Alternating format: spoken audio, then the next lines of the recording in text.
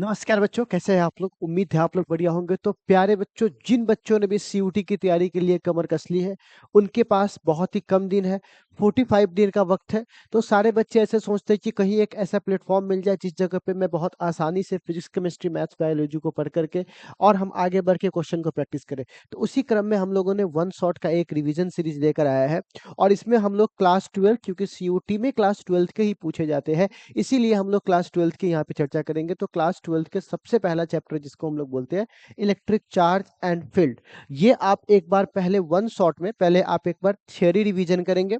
एक बार जब हमारी थियोरी रिवीजन हो जाएगी, फिर हम लोग अगली क्लास में क्वेश्चन रिवीजन करेंगे, फिर थियोरी, फिर क्वेश्चन। इस तरह करते हुए हम लोग सारे चैप्टर्स का वन शॉट करते हुए चले जाएंगे। तो इसको आप वन शॉट नहीं, टू शॉट्स बोल सकते हैं। एक में क्वेश्चन, एक में थियोरी, दूसरे में क्वेश्चन। ठीक है।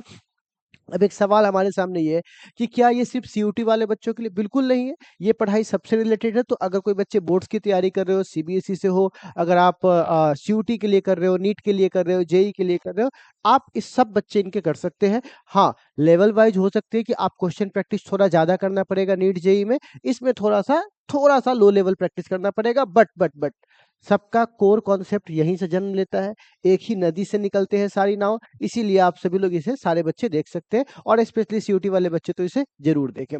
अब एक सवाल है, ये किस प्लेटफॉर्म पे रहा? तो सबसे पहली बात, ये जो है न्यूटन फीस के द्वारा स्पॉन्सर है और इसकी जो पूरी टीम लगी हुई है वो एमर्स इंस्टीट्यूशंस की पूरी टीम है जो आपकी मदद कर रही है। और इस क्रम में हम आपको वन शॉट आपके यूट्यूब पे प्रोवाइड कराए, न्यूटन फीस के यूट्यूब पर और एमर्स के भी यूट्यूब चैनल पर है। और अगर आप इससे पूरी कोर्स करना चाहते हैं, फिजिक्स, केमिस्ट्री, मैथ्स, बायो की डीपीपी के साथ, सारे कोर्सेज के साथ, टेस्ट सीरीज के साथ, तो डिस्क्रिप्शन में लिंक है, आप वहां से हमारे एप्लीकेशन पे जाइए, सीयूटी वाले कोर्स को एनरोल कीजिए, वहां से आपको सारे कुछ पीपीटी वगैरह से मिलना क्या हो जाएगा, चालू हो जाएगा। तो चलिए, आई होप कोई अगर आपको डाउट होगा तो आप कमेंट में पूछ सकते हैं, बहुत सारे रास्ते हमसे मिलने के, नीचे सब कुछ दिया हुआ है। तो चलिए आगे बढ़ते हैं और आज इसी कड़ी में हम लोग बात करने जा रहे हैं इलेक्ट्रिक चार्ज एंड फील्ड के बारे में। ठीक है, ये चैप्टर बहुत ही ज्यादा इंपॉर्टेंट चैप्टर है क्योंकि यहीं से आपके कॉन्सेप्ट्स क्या होते हैं, रेडी होते हैं। ठीक है, तो चलिए स्टार्ट करते हैं इस कॉन्सेप्ट के साथ हम लोग। ठीक है, और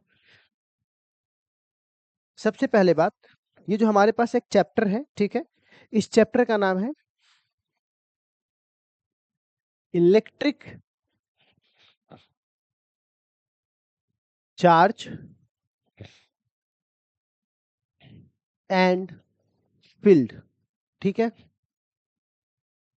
ये हमारे पास इस चैप्टर के नाम है। ठीक है, तो सबसे पहले इस चैप्टर के नाम में हमारा जो सबसे पहला कॉन्सेप्ट है वो ये है कि इसके अंदर हमको पढ़ना क्या क्या है। तो सबसे पहले बच्चों, इसके अंदर आपको पढ़ना है इलेक्ट्रिक चार्ज के बारे में हम लोग पढ़ेंगे। सबसे पहले किसके बारे में पढ़ेंगे? Electric charge. एंड सेकंड पढ़ेंगे इलेक्ट्रिक फोर्स के बारे में,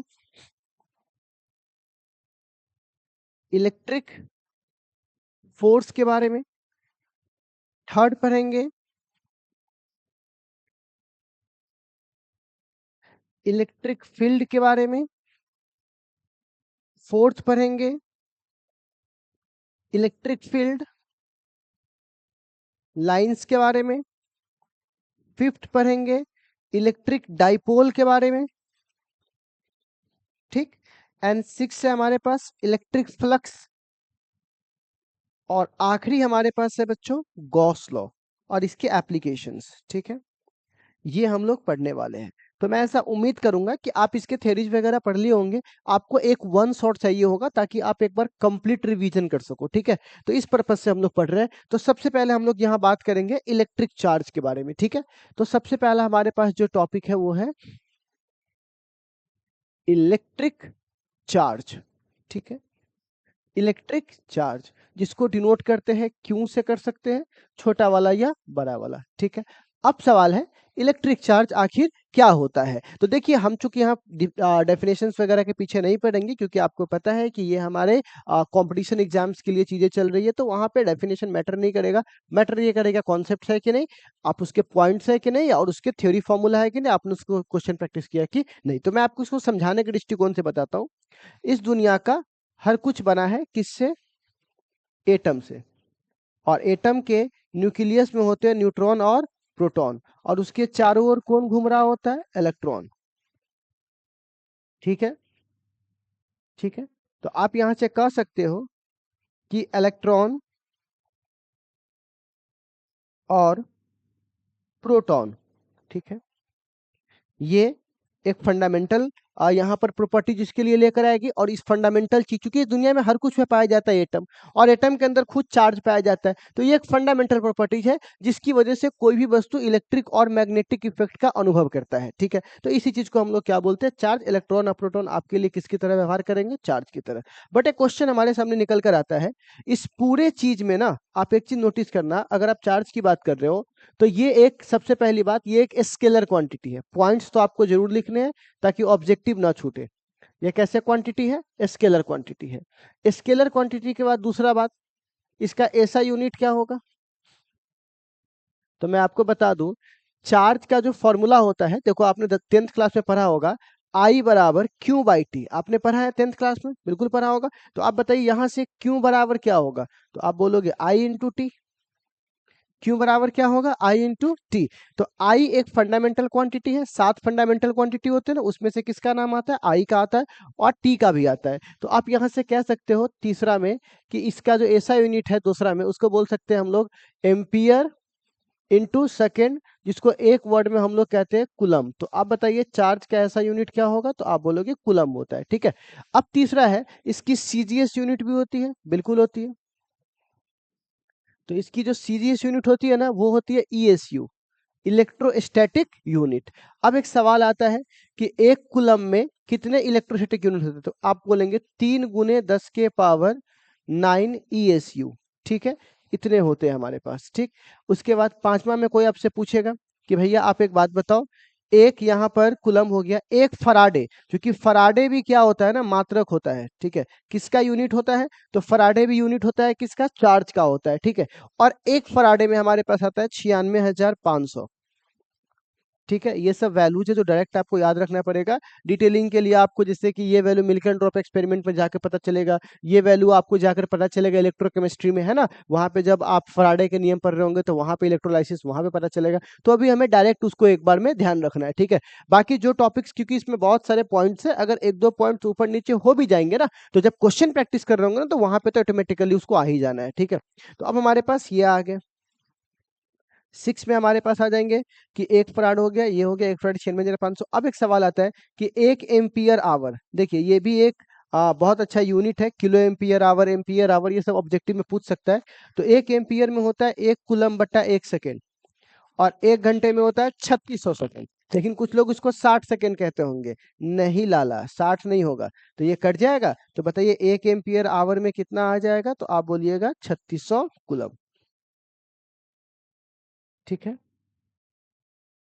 ये है, तो ये हमारे पास अभी कुछ प्रॉपर्टीज हम लोग देख रहे हैं। अब नेक्स्ट आगे बढ़ते हैं, तो इसी क्रम में हम लोग और नेक्स्ट प्रॉपर्टीज को देखेंगे। तो नेक्स्ट प्रॉपर्टीज क्या है हमारे पास, तो 7 नंबर प्रॉपर्टीज हमसे कहता है कि चार्ज का डायमेंशन क्या होता है, तो एकदम बेसिक सा है, याद होगा आपको कि चार्ज का डायमेंशन होता है 80, ठीक है। क्योंकि देखो यहाँ आई टी है ना फॉर्मूला, तो आई को यहाँ पर क्या लिखेंगे, आई की जगह ए लिखते हैं और टी की जगह टी लिखते हैं, तो हमारा डायमेंशन क्या हो जाएगा, 80 हो जाएगा। नेक्स्ट 8। अब सवाल है कि अगर एक जैसे चार्ज होंगे, लाइक चार्जेज होंगे, तो एक दूसरे को रिपेल करेंगे, ठीक है।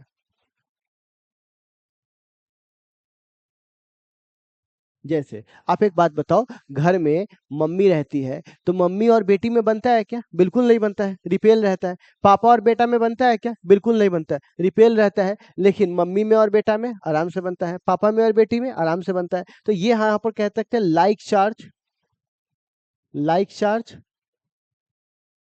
चार्जेज, ठीक है। और यहाँ पर क्या है, अनलाइक चार्जेज, ठीक है। तो लाइक चार्जेज यहाँ पर क्या करते हैं, रिपेल करते हैं, और अनलाइक चार्जेज क्या करते हैं, अट्रैक्ट करते हैं, ठीक है। तो यहाँ पर एक क्वेश्चन बन सकता है, ठीक है ना, सीयूटी वगैरह में, सीबीएसई वगैरह में आप जाओगे ना, तो एक क्वेश्चन आपके सामने बन सकता है। मैं यहाँ पे एक क्वेश्चन बना के लिखता हूँ, ठीक है। क्वेश्चन फॉर्मेशन क्या बन सकता है,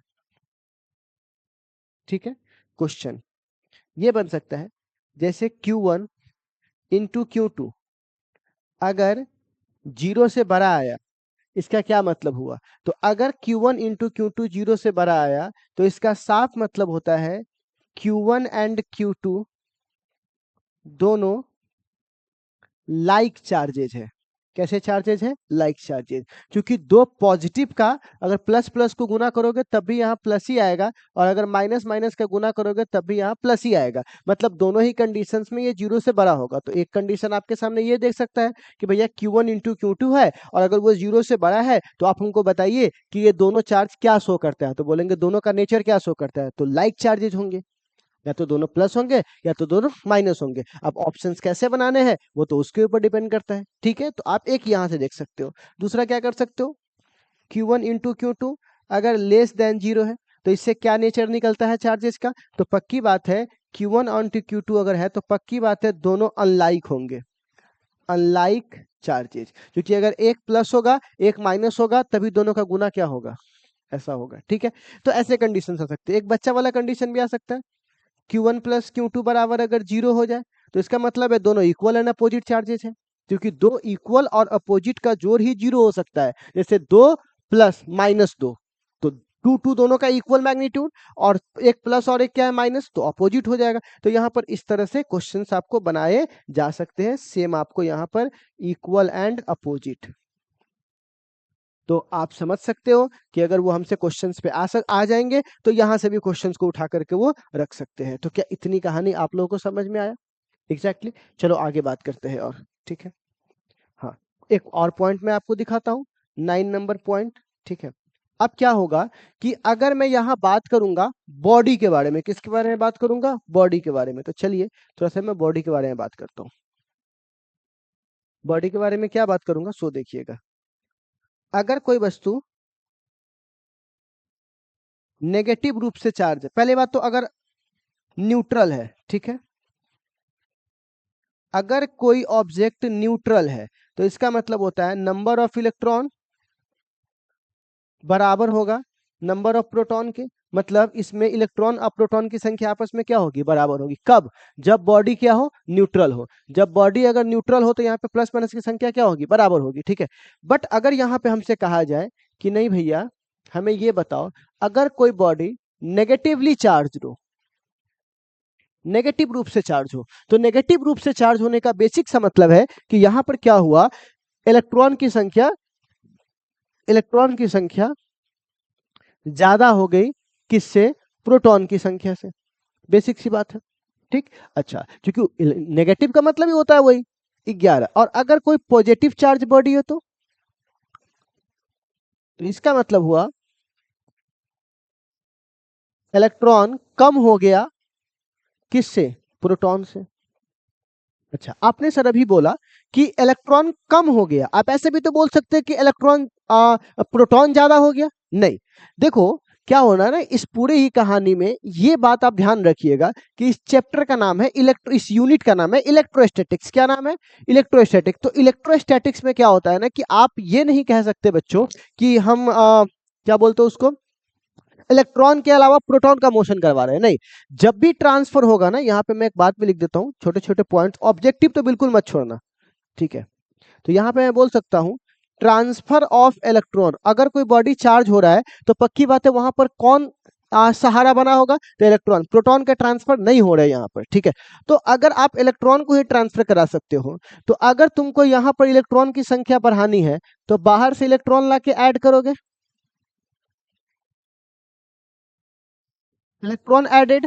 ठीक है, इलेक्ट्रॉन लाओगे, और अगर यहां से प्रोटॉन की संख्या बढ़ानी है तो प्रोटॉन तो आप छूछा कर नहीं सकते हो, ना बाहर से कहीं से ला सकते हो और ना अंदर से बाहर भेज सकते हो। तो आपके पास एक ही रास्ता है, इलेक्ट्रॉन को ही गरीब कर दो, इलेक्ट्रॉन को इसमें से बाहर निकाल लो। तो जब इलेक्ट्रॉन को बाहर निकाल लोगे तो पक्की बात है वो क्या हो जाएगा, बढ़ जाएगा।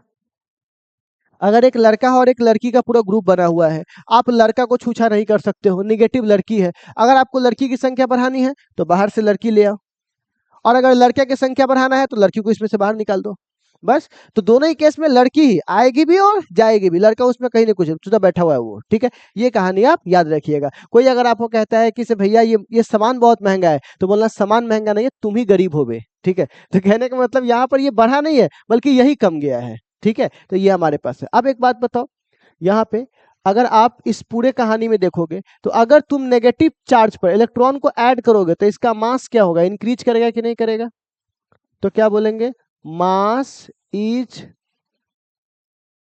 इंक्रीजेज। और अगर तुम यहां से इलेक्ट्रॉन को निकालोगे, तो इलेक्ट्रॉन को निकालोगे इस बॉक्स में से, तो मास भी तो निकलेगा ना, क्योंकि इलेक्ट्रॉन के पास भी मास होता है 9.1 इंटू 10⁻³ तो यहां से मास क्या होगा, मास इज डिक्रीजेज, डिक्रीजेज। ठीक है, तो क्या आपको इतनी कहानी समझ में आई चार्ज के बारे में, जो मैंने आपको अभी सिखाया है कि भैया चार्ज कुछ इस तरह से व्यवहार करने वाला है आपके साथ। ठीक है, अब एक सवाल हमारे सामने फिर से आता है 13 नंबर पॉइंट्स में। ठीक है, कि चार्ज जो है वो किस रूप में रहता है, तो चार्ज हम लोग बोलेंगे क्वांटाइज है।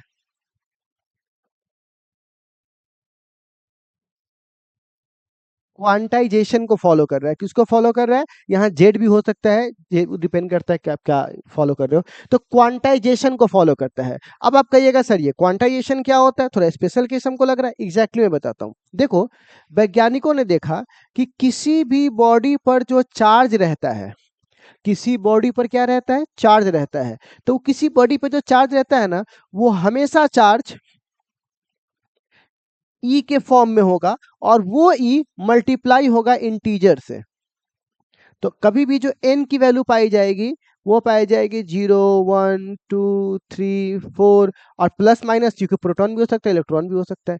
तो यहाँ पर तो कभी भी आपके सर ने केमिस्ट्री में बोला होगा कि 2 इलेक्ट्रॉन गया, 3 इलेक्ट्रॉन गया, 4 इलेक्ट्रॉन गया, कभी आपको नहीं बोला होगा कि एन का मान हाफ या 2/3 या 1.3। कभी ऐसा बोला है कि 1.5 इलेक्ट्रॉन चला गया, 1.25 इलेक्ट्रॉन चला गया, कभी संभव ही नहीं है। तो यहाँ पर जब भी आपको ये पाया जाएगा एन का मान, वो हमेशा इंटीजर में पाया जाएगा, कभी आपको फ्रैक्शंस वगैरह में पाए जाने वाले नहीं है। तो ई की वैल्यू कितनी होती है, तो आप कह सकते हो कि सर ई की वैल्यू होती है 1.6 10⁻⁻19 कूलम। तो सबसे कम चार्ज कितना रह सकता है, तो इतना ही रह सकता है, क्योंकि एन का मान 1 रखोगे, तो एन का मान 1 रखोगे, तो इसको क्या बोलेंगे, मिनिमम चार्ज। ऑब्जेक्टिव में पूछता है कि किसी किसी भी बॉडी पर सबसे मिनिमम चार्ज कितना पाया जा सकता है, तो क्या बोलिएगा, 1.6 10⁻⁻19। तो आई थिंक आपको क्वांटाइजेशन समझ में आ गया होगा कि जब भी चार्ज पाए जाएंगे इसी पे पाए जाएंगे, और इस पे बहुत सारे क्वेश्चंस भी आपको मिलेंगे, जैसे कि एक दो में डेमो मैं आपको फिर से बोलता हूँ।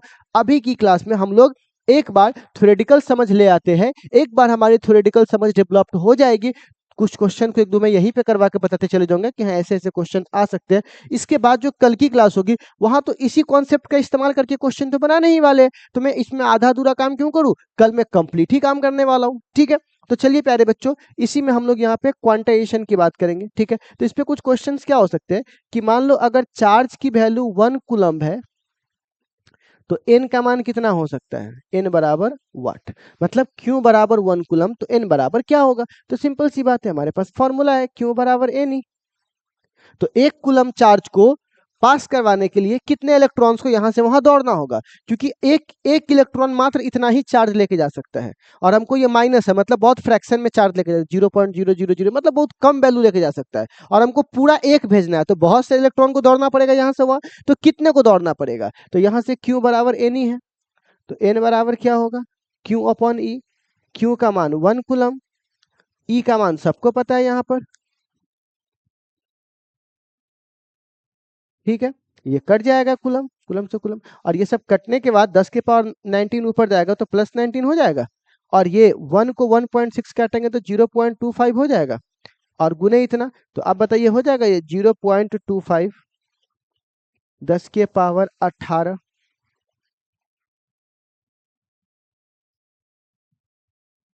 ठीक है, तो ये हमारे पास एक वैल्यू आ गया, तो ऐसे कभी एन दे देगा, कभी क्यू दे देगा, तो इसके अकॉर्डिंग हमें क्या करना पड़ता है, चेंज करना पड़ सकता है। ठीक है, तो आई थिंक आप लोगों ने इतनी कहानी आपको समझ में आई कैसे काम करेगा। ठीक है, अब इसी पर एक और छोटा सा टर्म्स मैं आपको चाहूं तो यूज करवा दूं। ठीक है, कि यह नॉट डिपेंड ऑन स्पीड,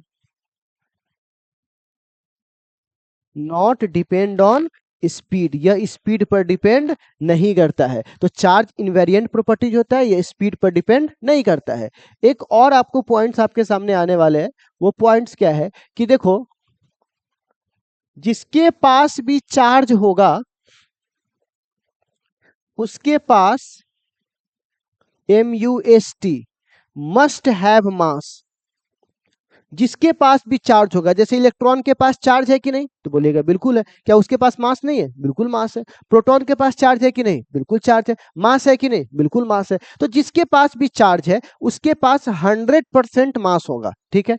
लेकिन जिसके पास मास है उसके पास में मतलब 50% चांस है, में भी उसके पास चार्ज हो भी सकता है और नहीं भी हो सकता है। कैसा बात करते हैं सर? कोई एग्जांपल है आपके पास? न्यूट्रॉन, न्यूट्रॉन के पास मास होता है लेकिन न्यूट्रॉन के पास चार्ज होता है क्या? नहीं होता है। तो ऐसे कई क्वांटिटीज है जिसके पास मास है बट चार्ज नहीं है, और ऐसे भी है जिसके पास मास भी है चार्ज भी है। तो इसलिए मैंने यहाँ में लिखवाया, हो भी सकता है और नहीं भी हो सकता है। तो आई थिंक आप लोग 13 पॉइंट ये हो गया, 14 15 जितना आपको बनाना है वो बना लो। और एक हमारे पास चार्ज का आखिरी पॉइंट मैं आपको बताता हूँ कि भैया ये आखिर क्या है। तो आखिरी पॉइंट ये है कंजर्वेशन ऑफ चार्ज। जी हाँ, तो हम लोग यहाँ पे बात करेंगे किसका? Conservation of charge. Conservation of charge क्या होता है? तो कंजर्वेशन ऑफ चार्ज कहता है charge can neither be created nor be destroyed. ना ही तो चार्ज की तुम उत्पत्ति कर सकते हो, ना ही तो चार्ज का तुम विनाश कर सकते हो। तुम सिर्फ चार्ज को एक रूप से कहां बदल सकते हो? दूसरे रूप में बदल सकते हो। उसी को हम लोग बोलते हैं कंजर्वेशन ऑफ चार्ज, यानी इनिशियल बराबर क्या हो जाएगा? फाइनल, ठीक है।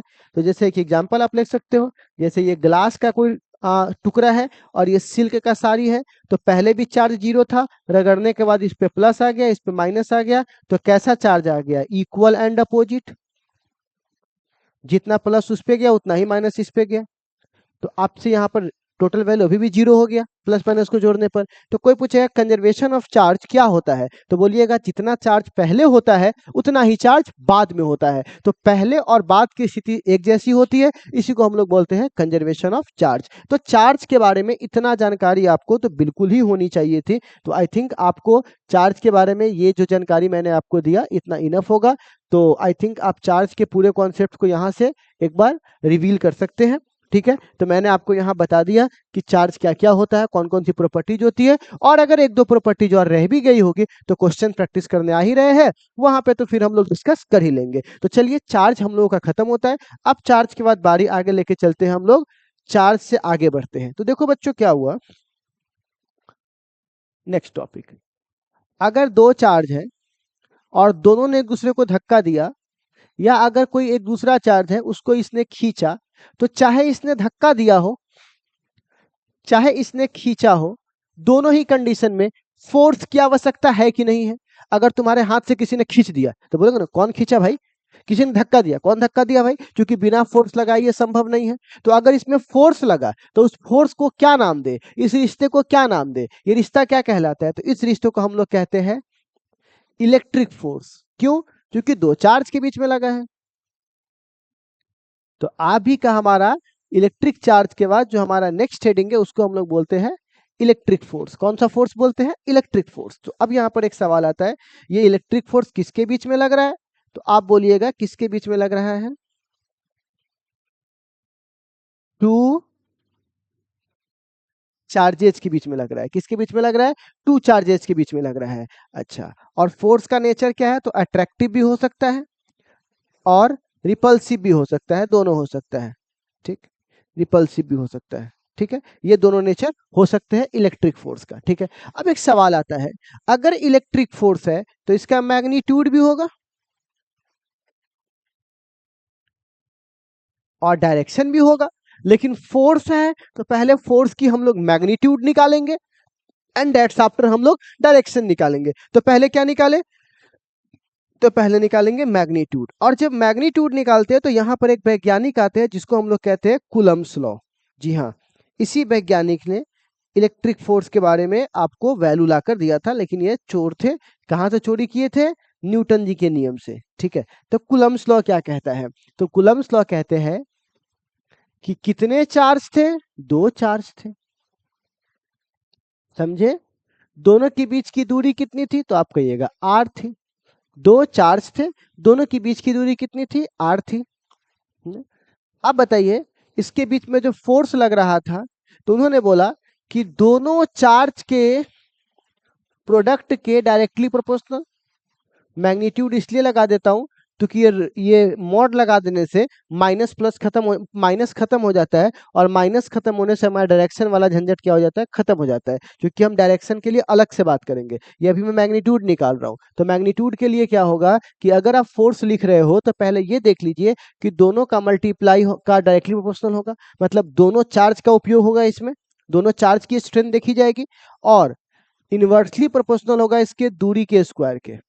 ठीक है, जितना दूर जाओगे ना वायर से, करंट लगने की क्षमता, खींचने की क्षमता उतना कमजोर होते चले जाता है। ठीक है, चुंबक से जितना दूर जाओगे खींचने की क्षमता क्या होती है, उतनी कम होते चली जाती है। तो क्या इतनी कहानी आपको समझ में आया? बिल्कुल आया होगा। तो अब आगे बढ़ते हैं बच्चों। तो अगर दोनों को मिला देंगे आपस में तो क्या होगा, ये लीजिए। ठीक है, ये लीजिए, है ऐसा? ओके। अब हम लोग यहां से दोनों को मिला दिए, प्रोपोर्शनल हटाएंगे तो कांस्टेंट लगाएंगे, और इस रिश्ते को क्या नाम दे, तो के। ये लीजिए, आपके सामने मौजूद है। अब इस के बारे में थोड़ी सी जानकारी और इकट्ठा कर लो। ठीक है, ये के क्या है, तो ये के बारे में अगर मैं जानकारी इकट्ठा करूं तो इस के को हम लोग बोलते हैं इलेक्ट्रिक कांस्टेंट। क्या बोलते हैं? Electric constant. और अगर आप इसका डायमेंशन निकालना चाहो तो के बराबर आप सिंपली फॉर्मूला लिख सकते हो। हम्म, लिख सकते हैं। अब फोर्स का यूनिट होता है न्यूटन, दूरी का मीटर स्क्वायर, और चूंकि दो चार्ज है नीचे तो लिख सकता हूँ कुलम्ब गुने कुलम्ब, कुलम्ब का स्क्वायर, चार्ज का कुलम्ब स्क्वायर होता है, लिख सकता हूँ। ओके, अब डायमेंशन की बात बताओ। तो आपको मैं एक बात बता दूं कि कम से कम फोर्स का डायमेंशन तो आप जरूर से जरूर याद रखिए। दो डायमेंशन अगर तुमने फिजिक्स में याद रख लिया ना, एक किसका, फोर्स का, और दूसरा किसका, दूसरा आप वर्क या एनर्जी का, मैं गारंटी देता हूं पूरी की पूरी फिजिक्स में इसे दो पर ऐसे निपटा दूंगा। ठीक है, तो आप खाली ध्यान देना। तो फोर्स का डायमेंशन तो आप याद रखिएगा। ठीक है, और यहां पर ये क्या हो जाएगा, एल का स्क्वायर बट्टा चार्ज है तो क्या लिखोगे, 80, और दो बार है तो दो बार ऐसे स्क्वायर करूंगा। ठीक है, दो बार है तो।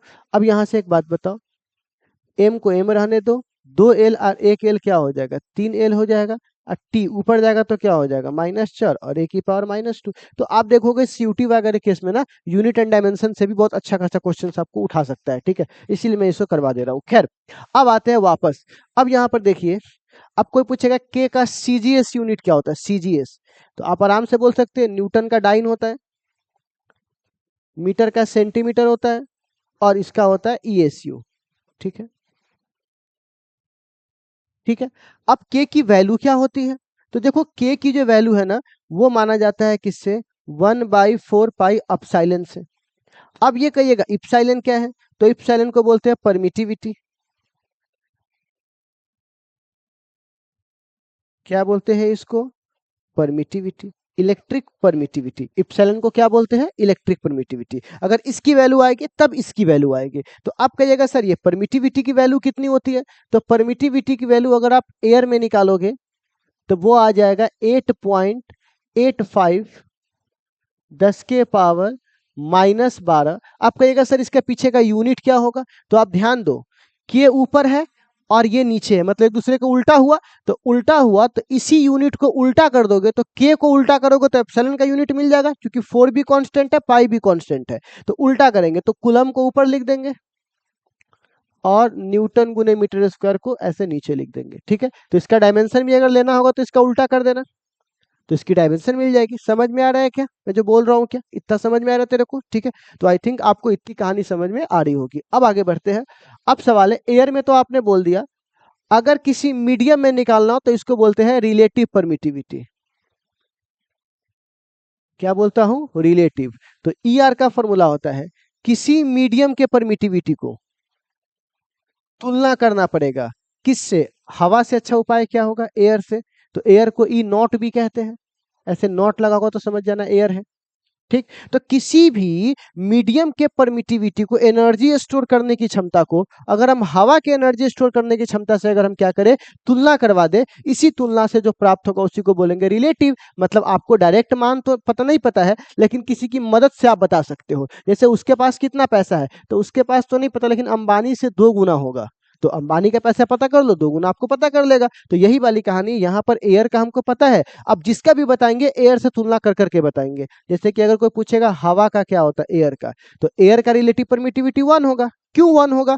क्योंकि हवा का तुलना से ऊपर भी हवा नीचे भी हवा, तो वो हवा को हवा से काटोगे तो 1 आएगा। अगर वाटर का बोलेगा तो 80 या 81। ठीक है, तो ये हम लोग क्या कर सकते हैं, वैल्यू अब परमिटिविटी का निकाल सकते हैं। तो क्या इतनी परमिटिविटी के बारे में बात समझ में? बिल्कुल। तो आप बताइए हमारे पास जो के का फॉर्मूला आएगा, मैं थोड़ा एक बार इधर कर दूं। ठीक है, तो हमारे पास जो बच्चों बताइए के के बारे में जो जानकारी आएगी वो कितनी आएगी? तो आप कहिएगा के के बारे में 1/4 पाई अपसाइलन। ठीक है, अपसाइलन। अब कहोगे सर अगर मैं इस अपसाइलन को इसको ऐसे भी लिख सकता हूँ, अपसाइलन बट्टे अपसाइलन नॉट। तो अगर मैं चाहूं इस अपसाइलन की जगह तो ये दोनों लिख सकता हूँ क्या मल्टीप्लाई करके? बिल्कुल लिख सकते हो।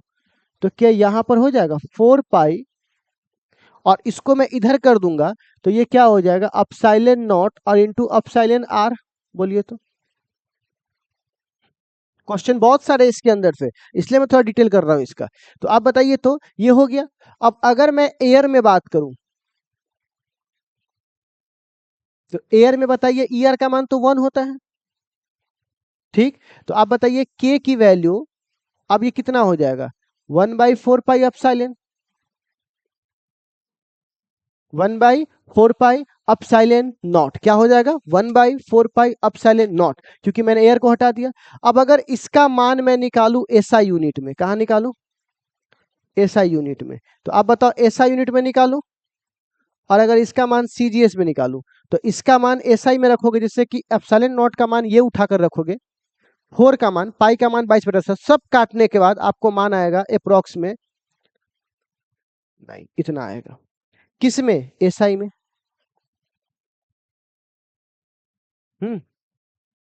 और अगर इसी एसआई को सीजीएस में बदलोगे तो ये 1 आ जाएगा।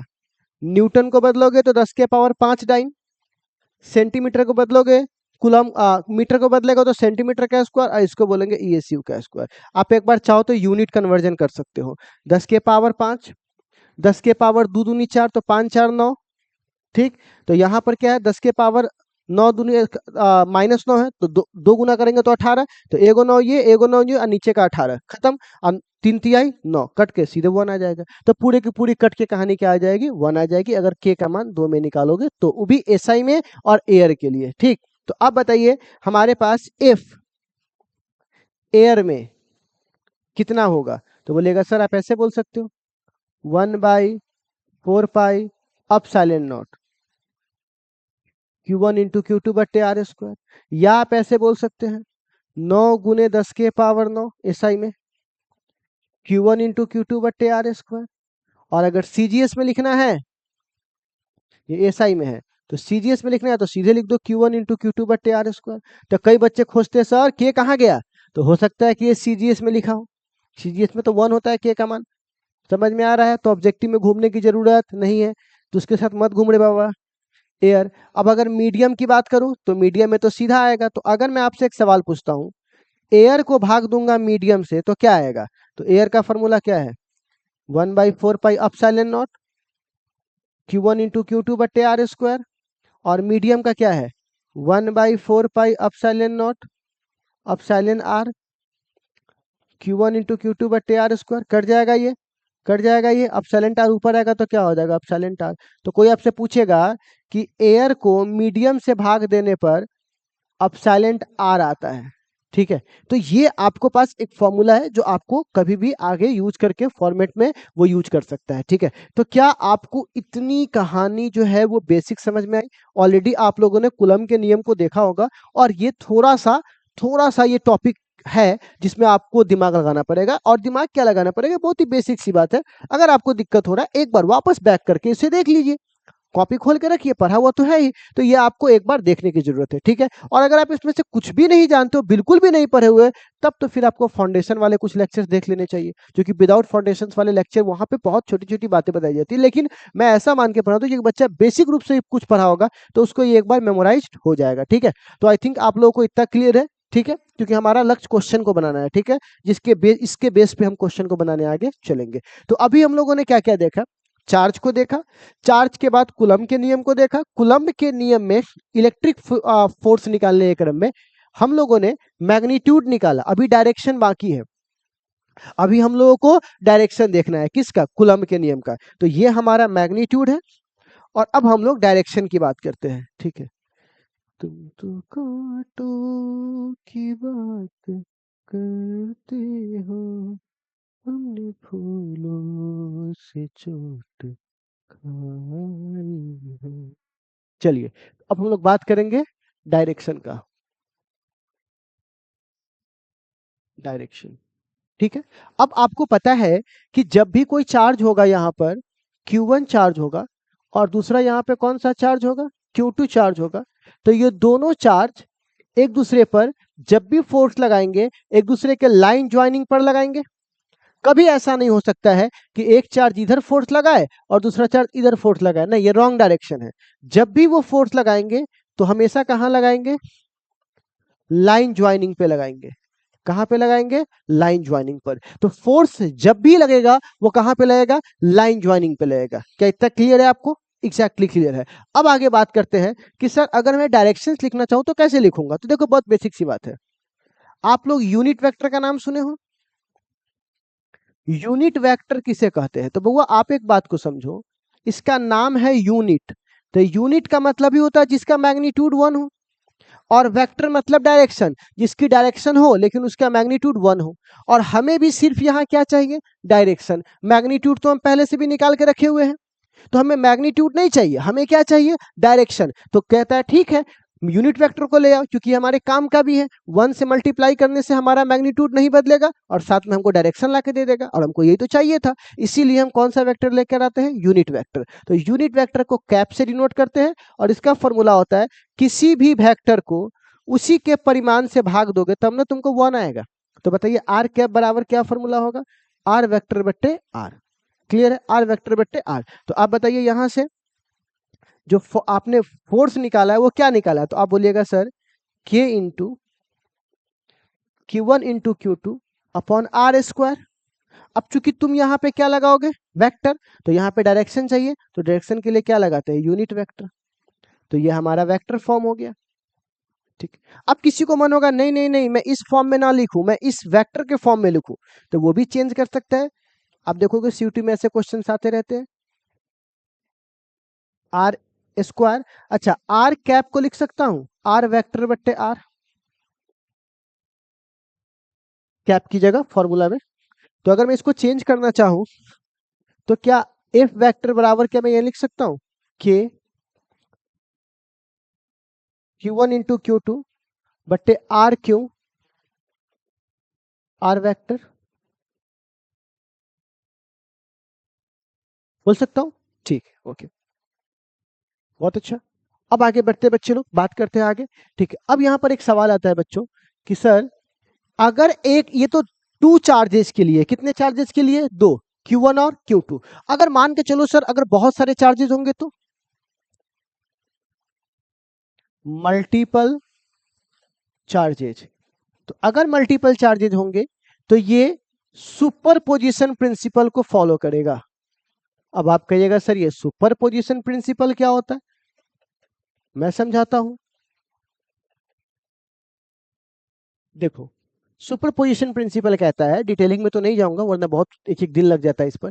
तो सुपरपोजिशन प्रिंसिपल क्या कहता है? देखो जितने भी फोर्स लग रहे हैं ना वो सारे फोर्स को जोड़ दो, लेकिन चूंकि ये वेक्टर क्वांटिटी है, फोर्स एक वेक्टर क्वांटिटी है, तो इसको सिंपल तरीके से मत जोड़ो, इसको वेक्टर तरीके से जोड़ दो, ठीक है। तो अगर जिसको वेक्टर का जोड़ नहीं आएगा वो बंदा तो फंस जाएगा, क्योंकि ये कहता है कि अगर एक से अधिक फोर्स लग रहे हैं तो सारे फोर्स को ऐड कर दो। किस तरीके से ऐड कर दो? तो वेक्टर तरीके से ऐड कर दो। तो अब आपके पास एक सवाल आएगा कि सर वेक्टर तरीका क्या होता है? वो तो मुझे थोड़ा सा बता दीजिए आप, मैं बिल्कुल आपको याद भी होगा, मैं थोड़ा सा एक बार रिकैप कर दूं, ठीक। कि अगर यहाँ पे 2 वेक्टर है ए और बी, और अगर उस दोनों वेक्टर का हमें जोड़ चाहिए, मैग्नीट्यूड चाहिए जोड़ का, तो सिंपल बात बोलेंगे रूट अंडर पहले का स्क्वायर प्लस दूसरे का स्क्वायर प्लस 2ab और इंटू कौन सा थीटा? Cos theta. अगर इसकी डायरेक्शन चाहिए होगा थीटा की वैल्यू, तो आपको पता है बी साइन थीटा, जो अल्फा होता है, यहाँ से अल्फा में दिखा देता हूँ कैसे वेक्टर होता है। एक वेक्टर ऐसे है ए और एक वेक्टर ऐसे है बी, दोनों के बीच के एंगल थीटा है और इसके बीच में ये जो है वो आपका रिजल्ट है, ठीक है, जो कि रिजल्ट पहले वाले से अल्फा कोण बना रहा है। तो ये अगर अल्फा की वैल्यू आपको चाहिए तो यहाँ पर बी साइन थीटा और ए प्लस बी कॉस थीटा, ये आप लोग वेक्टर वाले कॉन्सेप्ट में पढ़ रखे होंगे। इसी कॉन्सेप्ट का इस्तेमाल करके हमें यहाँ पर यूज करना होता है, वेक्टर को बनाना होता है, ठीक है। तो अगर एक सवाल आता है, अगर थीटा बराबर 0 डिग्री है, अगर दोनों को दोनों वेक्टर एक ही तरफ है, दोनों को दोनों फोर्स एक ही तरफ है, तो कुछ नहीं, सिंपल, तो इसका जो रिजल्ट होगा वो होगा ए प्लस बी, सिंपल जोड़ दो। और अगर थीटा बराबर 180 मतलब उल्टा हुआ तो आर बराबर सिंपल होगा ए माइनस बी, घटा दो। और अगर दोनों किसी एंगल पे हुआ तो ये वाला फॉर्मूला फिर यूज करना पड़ेगा। तो हमें क्या करना पड़ेगा ना, ऐसे फॉर्मूला को यूज कर करके हमें क्वेश्चंस को क्या करने पड़ेंगे, डिराइव करने पड़ेंगे, बनाने ही पड़ेंगे। और आप एक बात और समझ लो प्यारे बच्चों, यहाँ पर देख लो, यहाँ पर अगर यहाँ पर तीन फोर्स है, तीन फोर्स है F1 F2 F3, तीन फोर्स है और तीनों आपस में बराबर है और तीनों का एंगल भी आपस में बराबर है, तो उसको बोलते हैं कॉन्करेंट फोर्स। तो पक्की बात है इसका जो नेट रिजल्ट होगा वो 0 होगा, याद रखिएगा, एनसीईआरटी में ये सवाल है।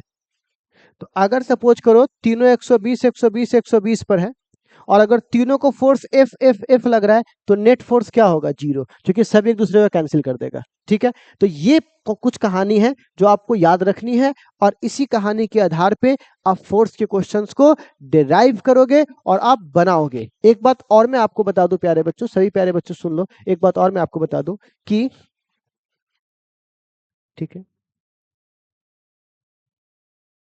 यहाँ पर, ठीक है, ये कुलम्स का जो नियम है, कुलम्स लॉ है, ये सिर्फ वैलिड है, इसकी जो लिमिटेशन है, कुलम्स की लॉ की जो लिमिटेशन है वो याद रखिएगा, ये सिर्फ रेस्ट चार्जेस के लिए है, ऑब्जेक्टिव में घुमा सकता है, क्योंकि अगर चार्ज मोशन में रहेगा तो उसकी डिस्टेंस बदलेगी। अब कोई कोई बोलेगा कि सर गोल गोल घूमेगा तो डिस्टेंस बदलनी चाहिए, अगर वो गोल गोल घूमेगा तो उसकी रेडियस नहीं बदल रही है, तो बोलेंगे कि नहीं वो घूम सकता है लेकिन उसकी डिस्टेंस नहीं बदलनी चाहिए। तो अगर स्ट्रेट लाइन वाले केस में देखोगे तो रेस्ट कंडीशन में होनी चाहिए, पोजीशन नहीं बदलनी चाहिए। उसके बाद कहिएगा और क्या हो सकता है, तो सर पॉइंट्स के लिए लागू होने चाहिए, पॉइंट्स चार्जेस, क्योंकि अगर चार्ज बहुत बड़ा हुआ तो दूरी मापने में दिक्कत हो जाएगा। वेरी स्मॉल के लिए भी लागू नहीं होगा। अब न्यूक्लियस के अंदर वाले दूरी पर ये लागू, अगर न्यूक्लियस के अंदर वाले दूरी पर लागू होता तो प्लस प्लस एक दूसरे को धक्का देकर फोड़ दिया होगा, उसको निकल के बाहर फेंक देना चाहिए। लेकिन आपको तो पता है कि सेंटर पे न्यूक्लियस पे बहुत सारे पॉजिटिव चार्ज भी रहते हैं, तो माना जाता है कि बहुत छोटी दूरी के लिए लागू नहीं है और बहुत ज्यादा दूरी के लिए भी लागू नहीं है, सेवरल किलोमीटर के लिए भी लागू नहीं है। तो ये आपको कूलम के नियम में कुछ बातें याद रखनी होगी। तो आज अभी हम लोगों ने देखा, क्या देखा प्यारे बच्चों, सबसे पहले क्या देखा कि चार्ज के बारे में पढ़ा, चार्ज के बाद यहाँ पर किसके बारे में पढ़ा, कूलम्स के नियम के बारे में पढ़ा। एक बार कूलम का नियम मैं दिखा दूं, ठीक है, कूलम के नियम के बारे में पढ़ा, थोड़ा और छोटा करना पड़ेगा, हाँ, ये मैंने कूलम के नियम के बारे में आपको पढ़ाया। कूलम का नियम क्या है, फॉर्मूला कैसे है, फॉर्मूला के अंदर की छोटी छोटी बातें क्या है, डायरेक्शंस के लिए हम लोग यहाँ पर क्या करेंगे, ठीक। अब एक सवाल आता है, सवाल क्या है, अब नेक्स्ट आप क्या करने वाले हो। तो बच्चों सबसे पहले चार्ज के बारे में पढ़ा, चार्ज, दो चार्ज मिलकर बल लगाते थे तो इलेक्ट्रिक फोर्स के बारे में पढ़ा। अब सवाल है ये फोर्स कितना दूरी तक लगा सकते हैं, फोर्स लग रहा है वो सही है पर कितना दूर तक लगेगा, इसके लिए हमको पढ़ना पड़ेगा इलेक्ट्रिक फील्ड, कितना दूर तक बल लगाएगा, बल तो लगाएगा पर कितना दूर तक, हम दो चार्ज को कितना दूरी तक रखे कि बल लगाया जा सकता है। इसी चीज को पढ़ने के लिए हमारे पास आएगा बच्चों, जिसको हम लोग बोलेंगे, नेक्स्ट हमारा टॉपिक होगा इलेक्ट्रिक फील्ड, ठीक है।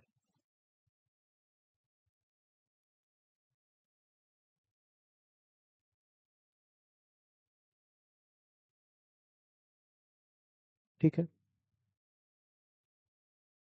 अभी कुछ बच्चों का सोच रहा है कि बाप रे 1 घंटा हो गया अब जाते हैं। भाई ये तेरे करियर का सवाल है, कॉलेज तुम्हारा इंतजार कर रहा है, जिसके पास कॉलेज में सीट लेना है वो बैठ के पढ़ रहा है और तू उठ जाएगा तो तुझे सीट क्यों मिलेगा, है ना। बस ये 2 महीने का खेल है, पूरा जीवन कॉलेज में जाकर के जिस हिसाब से कॉलेज मिलेगा उससे तुम्हारा डिसाइड होने वाला है। फिर आराम से बैठकर तू वहां पर बैठ के गेम खेलियो, जो करना है करियो, पहले एक बार कॉलेज में घुस जाओ। और दूसरी बात क्या है प्यारे बच्चों, कि तुमको तुम्हारा जीवन में तुम अभी अभी अभी डिसाइड होगा कि तुम क्या करने वाले हो, रिक्शा पे चढ़ोगे या फिर कार पे चढ़ोगे, लाइफ कैसी होगी, तुम प्लेन से घर आओगे या फिर तुम बस से घर आओगे, ये टोटल बात डिपेंड होगी कि अभी आप क्या कर रहे हो। तो प्लीज अपने मन के बहकावे में मत आइए, मन आपको राह चलता को राह भटका देगा, इसीलिए मन को साधिए, मन अच्छे चीजों से भागेगा, उसको पकड़ के वापस लेकर आइए। और आप यकीन मानिए, अगर आप यहाँ से उठ जाइएगा तो क्या कीजिएगा सोचिए, 1 घंटा तक जरा रिसर्च कीजिए, कुछ नहीं कीजिएगा, इधर से उधर वाला काम कीजिएगा। इसीलिए बेटर है, जो चीज आपका भविष्य बना रहा है वहां पे कंसंट्रेशन आपको देना ही होगा। ठीक है,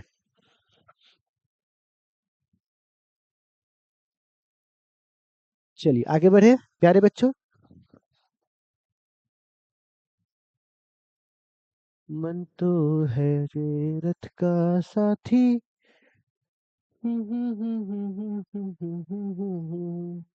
आगे बढ़ते हैं। इलेक्ट्रिक फील्ड क्या होता है, तो मैंने अभी क्या बोला, हाउ मच डिस्टेंस कवर। ठीक है, हाउ मच डिस्टेंस कवर। अब बताइए, अगर कोई चार्ज है, ठीक, और अगर तुमने इसको टेस्ट करने के लिए टेस्ट चार्ज लाया, कहिएगा 1 मिनट सर, ये टेस्ट चार्ज क्या होता है जरा समझा दीजिए मुझे, मैं आपको समझाता हूँ।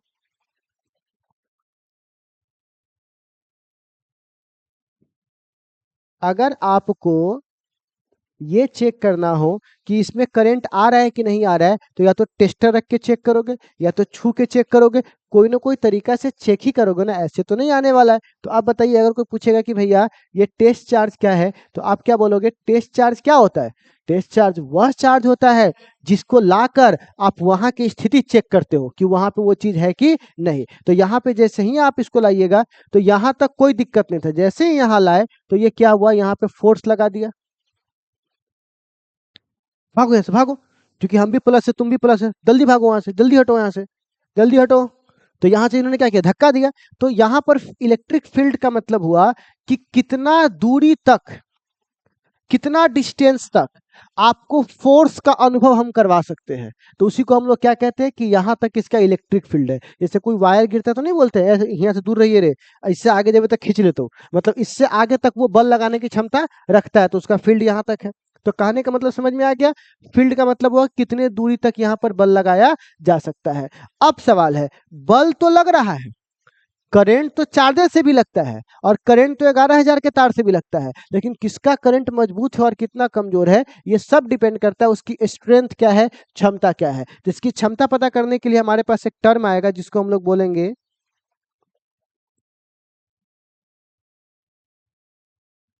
इलेक्ट्रिक फील्ड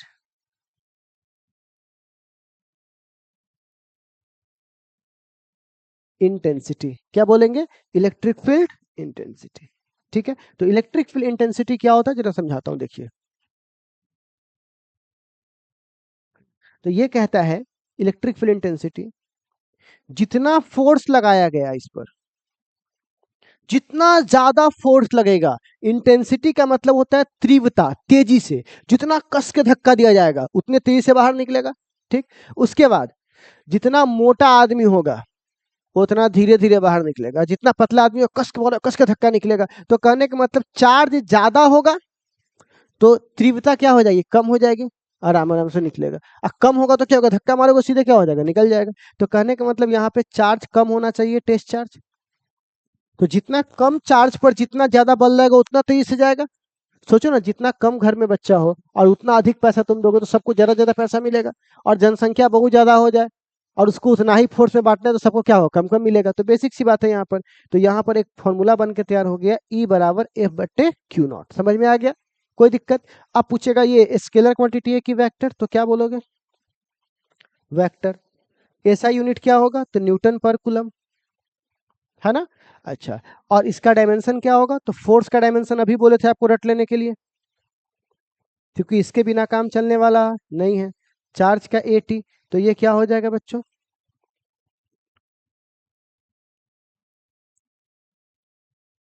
हो जाएगा। अब सवाल है, इलेक्ट्रिक फील्ड हो गया। अब पॉइंट चार्ज के द्वारा कितना होता है? पॉइंट चार्ज के द्वारा, अभी तक तो जनरल फॉर्मूला हमने निकाला है, तो पॉइंट चार्ज के द्वारा क्या होगा शुद्ध की? एफ का फॉर्मूला बोलिए तो क्या होता है?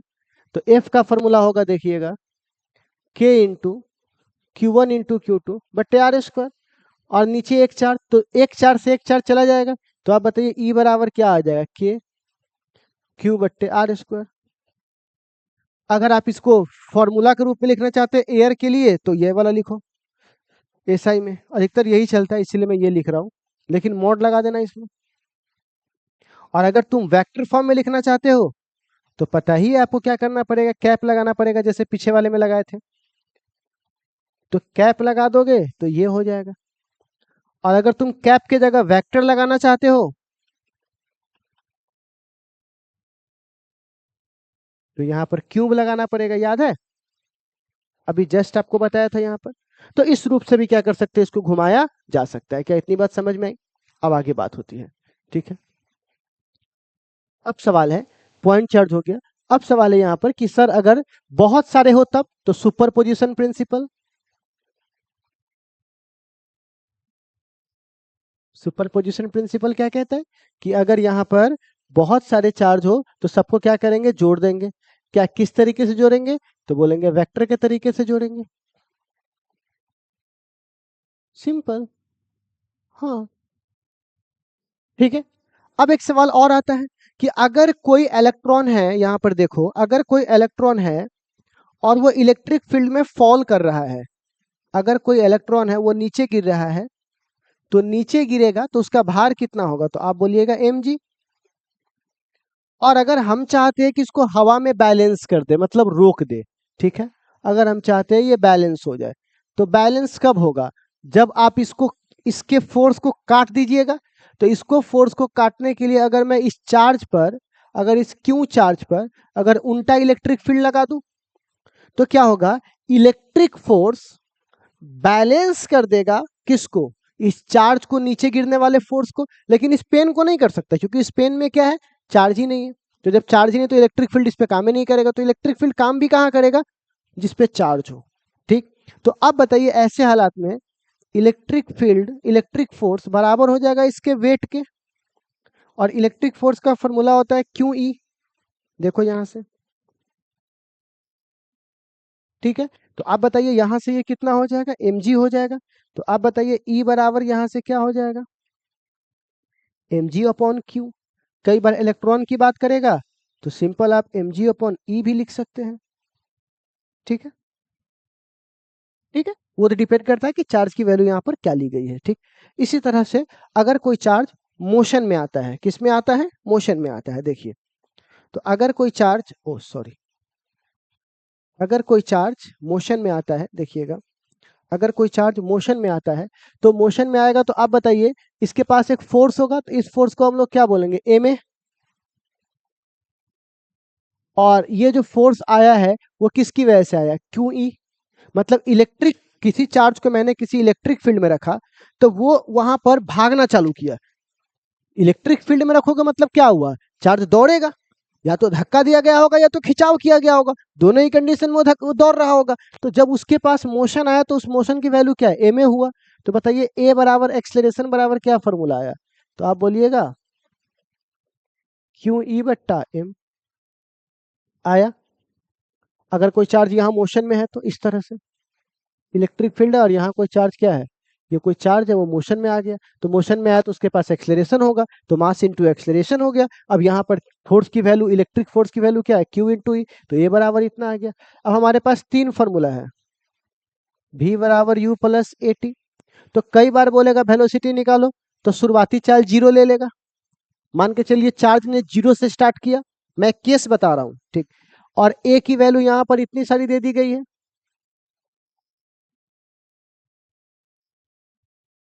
यूनिटी, ऐसा भी आपको दे सकता है। या आपको एक फॉर्मूला एस बराबर U T plus half A T का स्क्वायर। तो एस को यहाँ डिस्टेंस मानते हैं तो डिस्टेंस को वाई मान लो, वाई एक्स कुछ भी मान सकते हो। शुरुआती चार्ज जीरो थी तो हटा दो उसको, जीरो गुने टी प्लस हाफ, ए की जगह यहाँ देखो इस पर एनसीईआरटी का क्वेश्चन भी है, ठीक है। तो यहाँ से टी क्या टी है, तो यहाँ से ये भी हो सकता है वी स्क्वायर बराबर यू स्क्वायर प्लस 2as, ठीक। तो यहाँ पर तो इस तरह से हम एक ही जगह पर ये वैल्यू रख रख के हम कई सारे फॉर्मूलाज की तरफ चल सकते हैं। तो क्या आपको इतनी कहानी समझ में आई प्यारे बच्चों? कोई दिक्कत है? तो आप बताइए भी का मान यहाँ इतना निकाला है ना। तो इस तरह से हम चाहेंगे तो बहुत सारी चीजें बना सकते, नहीं बना सकते। तो हमारा ये जो था वो इलेक्ट्रिक फील्ड की कहानी थी। तो इलेक्ट्रिक फील्ड यहाँ पे हमारा खत्म होता है, ठीक है। देख लीजिए इलेक्ट्रिक फील्ड कितना है, देख लीजिए। हाँ, तो मैंने आपको अभी सबसे पहला टॉपिक में क्या देखा बच्चों, तो देखिए यहाँ पर मैं आपको दिखाता हूँ। सबसे पहला हम लोगों ने देखो इलेक्ट्रिक चार्ज देख लिया, इलेक्ट्रिक फोर्स देख लिया, इलेक्ट्रिक फील्ड देख लिया। अब कौन सा बचा हुआ है, ये 4 बचा हुआ है। तो अब हम लोग किसकी तरफ चलेंगे, इलेक्ट्रिक फील्ड लाइंस की तरफ चलेंगे, और इलेक्ट्रिक फील्ड लाइंस के बाद फिर बाकी की तरफ चलेंगे। तो टेंशन मत लीजिए, एक एक करके हम लोग सब कुछ बहुत आसानी से करने वाले हैं, ठीक है। तो इसका सबसे पहला पार्ट में हम लोग अगले पार्ट में चलते हैं इलेक्ट्रिक फील्ड लाइंस की तरफ, ठीक है। देखो इलेक्ट्रिक फील्ड लाइंस के लिए ना मैं अलग कॉलम नहीं बनाता हूँ, मैं यही बना लेता हूँ, ठीक है। तो कोई पूछेगा इलेक्ट्रिक फील्ड लाइंस क्या है, तो कहिएगा सर एकदम सिंपल सी बात है, चौथा टॉपिक है, मैं अलग ही बना लेता हूँ, ज्यादा अच्छा रहेगा, ठीक है। लो, कोई पूछेगा कि सर इलेक्ट्रिक फील्ड लाइंस,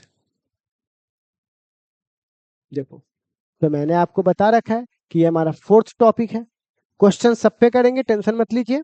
तो सबसे पहला सवाल है इलेक्ट्रिक फील्ड लाइंस आखिर क्या है, तो बहुत ही बेसिक से मैं आपको जवाब दूंगा कि यह एक ग्राफिकल तरीका है। कैसा तरीका है, ग्राफिकल। यह ग्राफिकल मेथड है, किसी का मैग्नीट्यूड, डायरेक्शन, उसके नेचर, इस सब को बताने के लिए क्या है, मैग्नीट्यूड, डायरेक्शन और नेचर, इस सब को बताने के लिए हम इलेक्ट्रिक फील्ड लाइंस का सहारा लेते हैं। जैसे आप नहीं बोलते हैं कोई घर बनाना है तो एक डिजाइन बनाते हो खींचकर, कृपया इधर जाए, तो ये सब क्या है, एक एक सिंबॉलिक चीज है। तो यहाँ पर इलेक्ट्रिक फील्ड लाइंस भी एक ग्राफिकल तरीका है इलेक्ट्रिक फील्ड को दिखाने का, ठीक है। तो अब सवाल है ये कैसे दिखता है, तो इसके सबसे पहली प्रॉपर्टीज ये है कि अगर कोई इलेक्ट्रिक फील्ड लाइंस है और अगर इस पर तुम कोई टेंजेंट खींच दोगे, तो जिस पॉइंट पर आप टेंजेंट खींचोगे वह पॉइंट जो है, ये टेंजेंट लाइन जो है, ये टेंजेंट लाइन जो है वो डायरेक्शन देता है किसका, इलेक्ट्रिक फील्ड का, ठीक है। हो गया। तो क्या बोलेंगे, किसी इलेक्ट्रिक फील्ड के कर्व पर जो तुम टेंजेंट लाइन खींचोगे, ये टेंजेंट लाइन डायरेक्शन देगा किसका, इलेक्ट्रिक फील्ड का उस कर्व पर, ठीक है। पॉइंट दूसरा, अब प्यारे बच्चों आप कहोगे कि सर पॉजिटिव चार्ज के द्वारा क्या होता है, तो पॉजिटिव चार्ज से लाइन निकलता है रेडियली आउटवर्ड, ये सब ऑब्जेक्टिव सीधा सीधा पूछता है। हम्म, क्या बोलेंगे, रेडियली आउटवर्ड, ठीक। अब कहिएगा सर नेगेटिव से क्या होता है, तो नेगेटिव से इनवर्ड, नेगेटिव से रेडियली किधर आता है, इनवर्ड आता है, ठीक है। अच्छा, चौथा, दो पॉजिटिव चार्ज है तो एक दूसरे को धक्का देगा, तो जो लाइन सीधा जाना चाहता है वो धक्के के कारण क्या होता है, वो थोड़ा इधर घूम जाता है। आप लोगों के साथ भी होता होगा ना, पापा खड़े रहते हैं तो जाना है सीधा पर घूम जाते हो, इधर घूम जाते हो, तो तुम भी क्या करते हो, इधर घूम जाते हो। घूम गए। तो देखो ये किसके द्वारा बना, पॉजिटिव के द्वारा बना, ठीक है। देखो ये जगह खाली है कि नहीं है, बिल्कुल खाली है, तो न्यूट्रल पॉइंट है ये, इस जगह पे कुछ भी नहीं, इसलिए इसको न्यूट्रल पॉइंट बोल सकते हैं कि इस जगह पे कोई फील्ड है ही नहीं, ठीक। अच्छा, अब अगर मान के चलो नेगेटिव होगा तो यही होगा, लेकिन बस जाने के बजाय क्या हो जाएगा, आएगा। यहाँ पर भी सेम हाल होगा, लेकिन जाने के बजाय आएगा, क्योंकि नेगेटिव में लाइन आता है और पॉजिटिव से लाइन जाता है, ठीक है। नेक्स्ट, छठा, अगर डाइपोल होगा तब, डाइपोल का मतलब होता है एक पॉजिटिव और एक नेगेटिव, वो भी इक्वल वैल्यू का।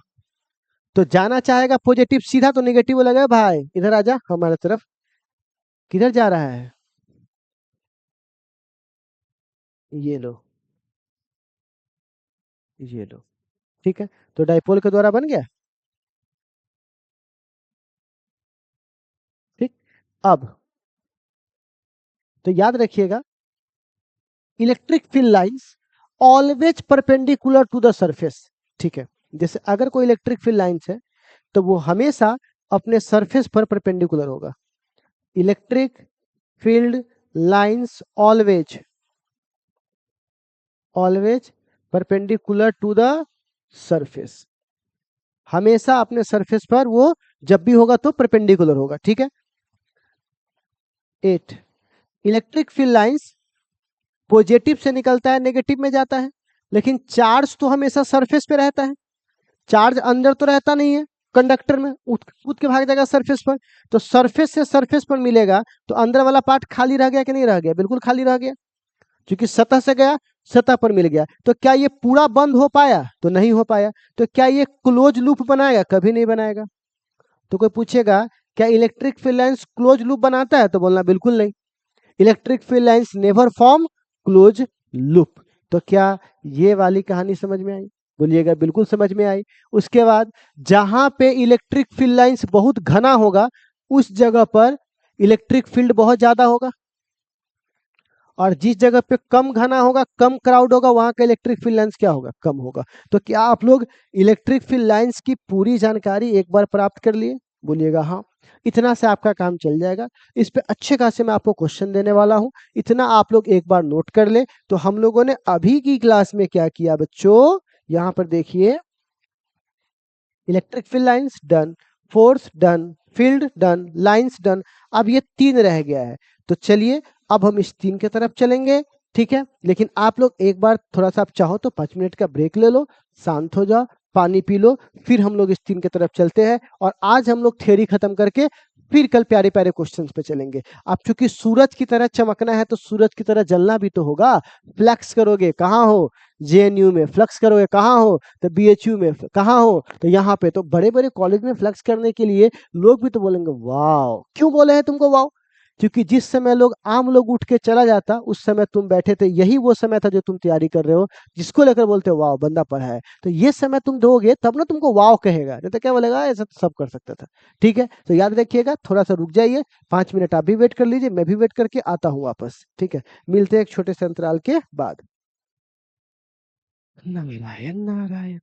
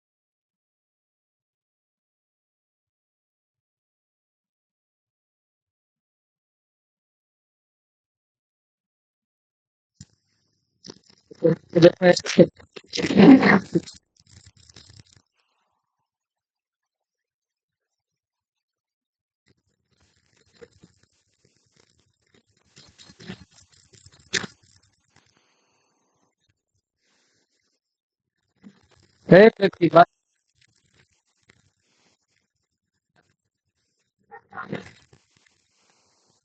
तुम लोग पूरी चरी के लिए देखो। आजा, कथा कथा वस्तु में क्या है ये भी थोड़ा सा जान लीजिए क्या है।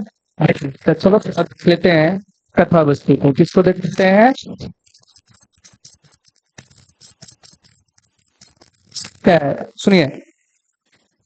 तो कहेंगे यह हीनयान संप्रदाय का प्रमुख ग्रंथ क्या है, क्या है यह हीनयान, हीनयान क्या है, वो ग्रंथ पता है संप्रदाय, याद रखना है यह हीनयान अगर है।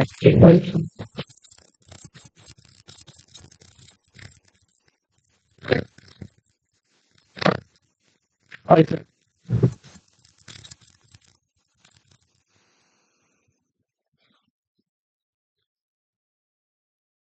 तेरे बिना मैं जीने लगा हूँ। ओके, तो अब हम लोग आ चुके हैं डाइपोल पर। जी हाँ, तो अब हमारे पास नेक्स्ट क्वेश्चन आता है, क्वेश्चन बोल रहा हूँ, ठीक है। पांचवा टॉपिक है जिसको हम लोग बोलते हैं इलेक्ट्रिक डाइपोल, ठीक है।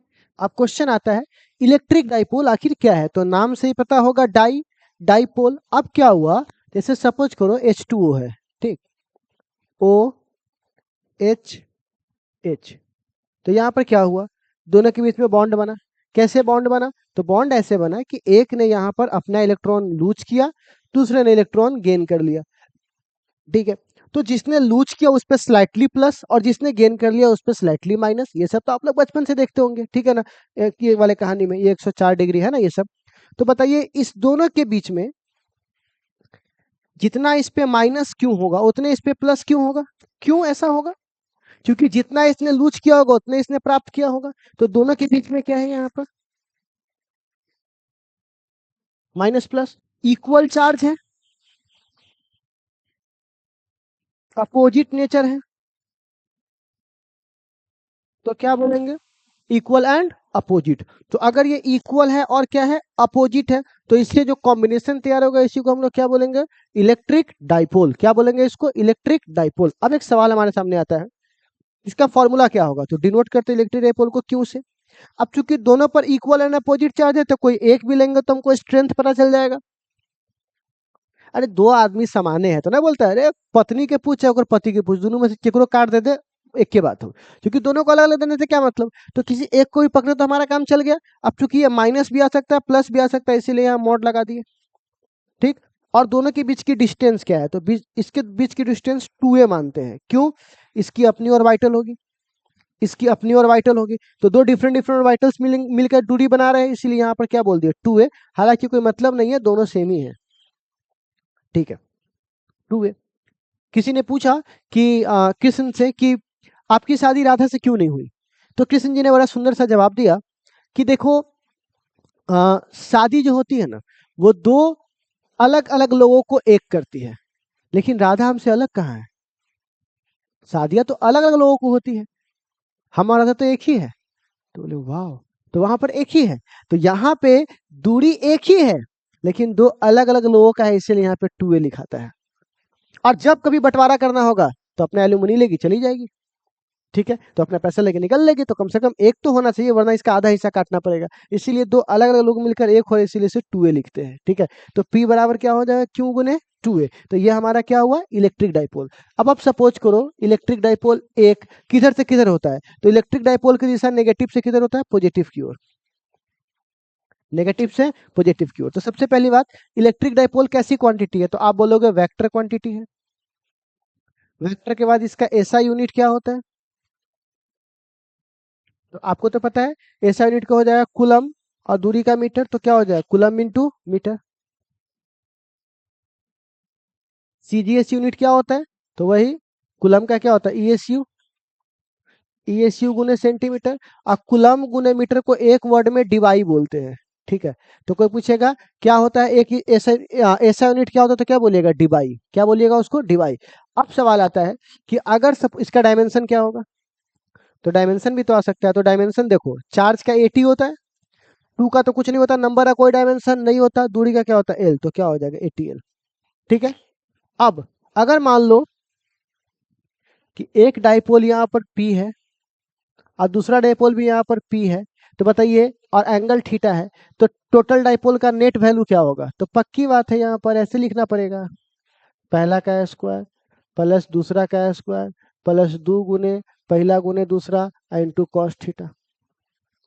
अगर ये थीटा अगर मान के चलिए 0 होगा तो P1 प्लस P2, 180 होगा तो P1 माइनस P2, अगर मान के चलिए यहाँ पर कितना होगा, 90 होगा, तो 90 वाले पर सीधे क्या लिखेंगे, ये वाला खत्म हो जाएगा, cos 90 का मान 0 होता है, तो P1 का स्क्वायर प्लस P2 का स्क्वायर। तो इस तरह से आप बहुत सारे चाहो तो इस पर फॉर्म बना करके लिख सकते हो, और अभी न्यूमेरिकल्स वगैरह आएंगे ना कल की क्लास में, तो उसमें यहाँ पर मैं इसका यूज करूंगा। ठीक है, अब एक सवाल आता है, ठीक है, क्या सवाल आता है कि सर अगर ये माइनस हो और ये प्लस हो, तो इसका एक्जियल लाइन, इसको कौन सा लाइन बोलते हैं, एक्जियल। ठीक है, इसे कौन सा लाइन बोलते हैं, तो इक्वेटोरियल, इको इक्वेटोरियल लाइन, और इसे क्या बोलते हैं, axial. End on position, broad on position, ये दो नाम इसके पड़ते हैं। तो अगर इस पोजीशन पे आप इलेक्ट्रिक फील्ड को देखोगे तो ये आ जाएगा शायद K इंटू 2P बट्टा R square minus x square का पावर होल स्क्वायर, शायद 2PR भी होगा ना, हाँ 2PR। ठीक है, तो स्मॉल के लिए चेक करोगे, मैं स्मॉल के लिए चेक करूंगा, तो ये क्या हो जाएगा 2P बट्टा RQ। ठीक, एक्सजीएल पर है। इक्वेटोरियल पे चेक करोगे तो इसकी वैल्यू आपको सीधा सीधा मिलेगा, यहाँ पर K P और बट्टा क्या होगा, RQ माइनस XQ या प्लस XQ, पता नहीं कितना है ये, प्लस माइनस एक बार देख लो, मैं एक बार कंफर्म हो जाता है, ये हो जाएगा 3/2।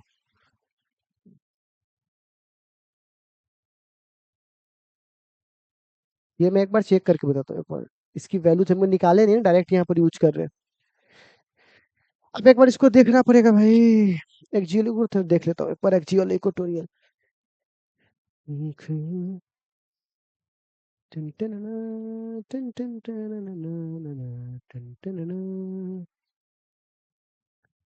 मैं बोली कि उसको तो लाना मिठाई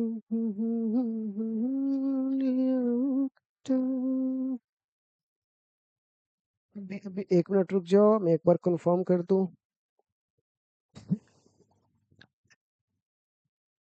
फॉर्मूला याद करके घूमता नहीं हो ना भाई, फॉर्मूला याद करूँ घूमूंगा तो पागल हो जाऊंगा, इसीलिए डायरेक्ट इसके फॉर्मूला को यूज करता हूँ। आजा भाई, एक्जियल और equatorial,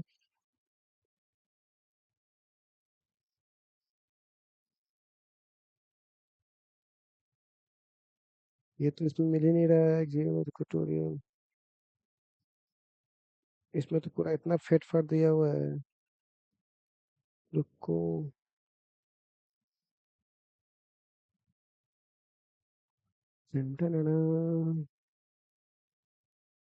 electric field on axial line formula, ये लो फॉर्मूला आ गया। हाँ ठीक है, 2 KPR R square A square minus A square, ठीक है।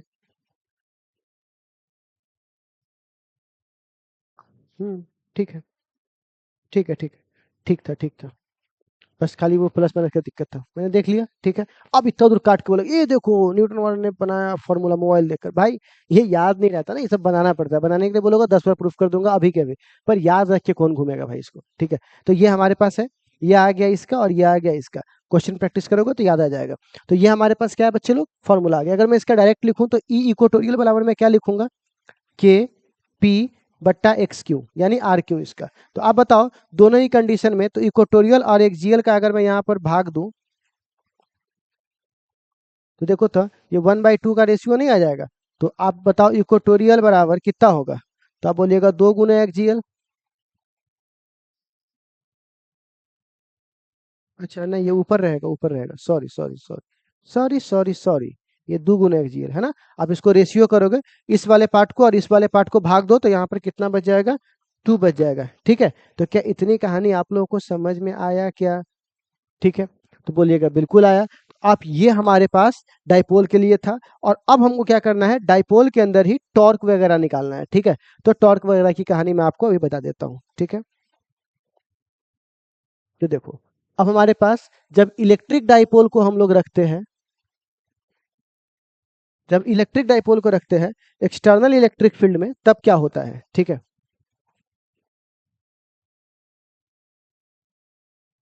देखो मैंने यहाँ पे ऐसे रखा, ठीक है, और आपको पता है इस जगह पर एक पे माइनस रहता है ना, प्लस से लाइन निकलता है और माइनस में लाइन जाता है। तो माइनस वाला इधर की ओर भागना चाहेगा प्लस की ओर, और प्लस वाला किधर जाना चाहेगा, माइनस की ओर। तो ऐसे हालात में बीच की दूरी क्या होगी, 2a। तो कोई आपसे पूछेगा इस पर नेट फोर्स कितना लगेगा, तो बोलिएगा 0। क्यों? क्योंकि जितना से ये इसको खींच रहा है उतने से उसको धक्का दे रहा है। ठीक है, तो ये इधर खींचने वाला और इधर खींचने वाला दोनों आपस में बराबर है, तो दोनों का फोर्स बराबर है, तो दोनों का क्या होगा, इसका फोर्स कितना होगा, QE। इसका फोर्स कितना होगा, QE, और उसका फोर्स कितना होगा, QE। अब दोनों को आपस में क्या करेंगे, अगर हम लोग जोड़ेंगे, तो एक उधर है और एक इधर है, तो नेट फोर्स क्या होगा, 0। अब अगर मैं टॉर्क की बात करूंगा, तो टॉर्क कितना होगा, तो टॉर्क का फॉर्मूला होता है फोर्स गुने परपेंडिकुलर डिस्टेंस। तो फोर्स कितना है, QE, और परपेंडिकुलर डिस्टेंस का फॉर्मूला होता है 2a के साथ साइन लगा दो, यही ना परपेंडिकुलर डिस्टेंस है। तो थीटा के सामने वाले को साइन कहते हैं ना, तो क्या मैं बोल सकता हूँ 2a साइन थीटा, है ना। तो आप बताइए टॉर्क का फॉर्मूला क्या आ जाएगा, Q गुने 2a और E साइन थीटा। तो आप बताइए टॉर्क का फॉर्मूला यहाँ से क्या हो जाएगा, PE साइन थीटा। और अगर साइन को हटाऊंगा तो यहाँ पे क्रॉस लगाना पड़ेगा, तो आप बताइए टॉर्क का फॉर्मूला क्या होगा, P क्रॉस E। क्या लिखूंगा, P क्रॉस E। ठीक है,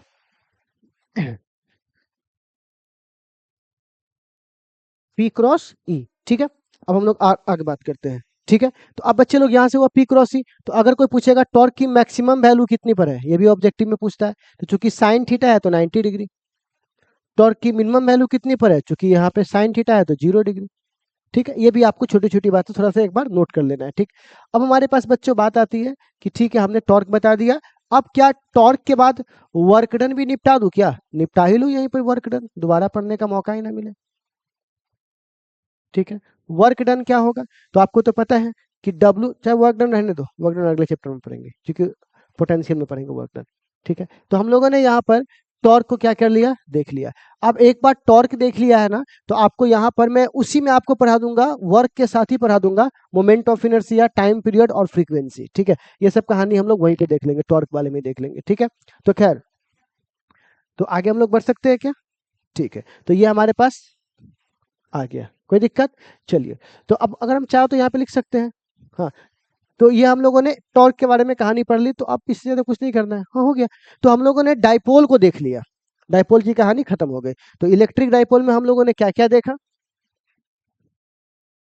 इलेक्ट्रिक डाइपोल में हम लोगों ने क्या क्या देखा, तो इलेक्ट्रिक डाइपोल में हम लोगों ने देखा कैसे आता है, फॉर्मूला क्या है, एक्सियल इक्वेटोरियल पे कैसे काम करेगा, और टॉर्क ये कैसे निकालते हैं, टॉर्क और नेट फोर्स कैसे निकालते हैं। अब वर्क और ये सब कहानी हम लोग अगले चैप्टर के लिए। तो क्या इतनी कहानी आपको टॉर्क की समझ में आ गई? एग्जैक्टली तो अब बारी है इलेक्ट्रिक फ्लक्स का, और फिर आएंगे गॉस के नियम पे, फिर गॉस के नियम के बारे में आगे चर्चा करेंगे। ठीक है, तो चलिए छोटा सा एक कहानी देख लेते हैं। अब हमारे पास नेक्स्ट है, नेक्स्ट इलेक्ट्रिक फ्लक्स,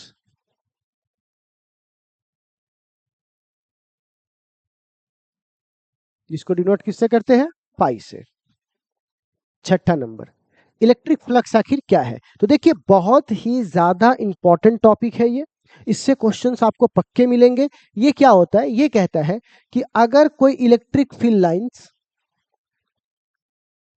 किसी एरिया से गुजर रहा है, किसी एरिया से क्या हो रहा है, गुजर रहा है, ठीक है। तो जितने नंबर में उससे इलेक्ट्रिक फील्ड लाइंस निकल रहे हैं, ठीक है ना, उसी को हम लोग क्या बोलते हैं, electric flux. The number of electric field lines passing through given area is normally मतलब परपेंडिकुलरली, उसी को क्या बोलते हैं, इलेक्ट्रिक फ्लक्स। तो आप बताइए इलेक्ट्रिक फ्लक्स के फॉर्मूला में क्या बोले, इलेक्ट्रिक फील्ड पास कर रहा हो दिए गए एरिया से, ठीक है।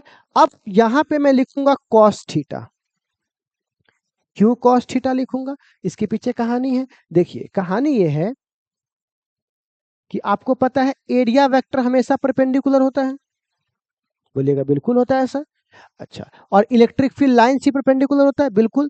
तो यहाँ पे थीटा बराबर कितना बन रहा है, तो 0 डिग्री बन रहा है। थीटा बराबर कितना बन रहा है, 0 डिग्री बन रहा है। अच्छा, यहाँ देखो, अगर एरिया ऐसा हो तो ऊपर की ओर एरिया वेक्टर हमेशा परपेंडिकुलर होना चाहिए, और इलेक्ट्रिक फील्ड लाइन ऐसे गुजर रहा हो तो यहाँ पे फ्लक्स होगा, कुछ ना कुछ थीटा होगा। अच्छा, और अगर ये सीधा हो जाए तो ये ऊपर हो जाएगा और इलेक्ट्रिक फील्ड ऐसे हो जाएगा, तो एंगल 90 डिग्री। तो आप बताइए यहाँ पर कितना फ्लक्स निकलेगा, बोलिएगा 0 निकलेगा, क्योंकि यहाँ थीटा बराबर कितना डिग्री हो गया है, 90 डिग्री हो रहा है। और यहाँ से अधिक फ्लक्स निकलेगा, तो यहाँ का फ्लक्स मैक्सिमम है और यहाँ का फ्लक्स मिनिमम है।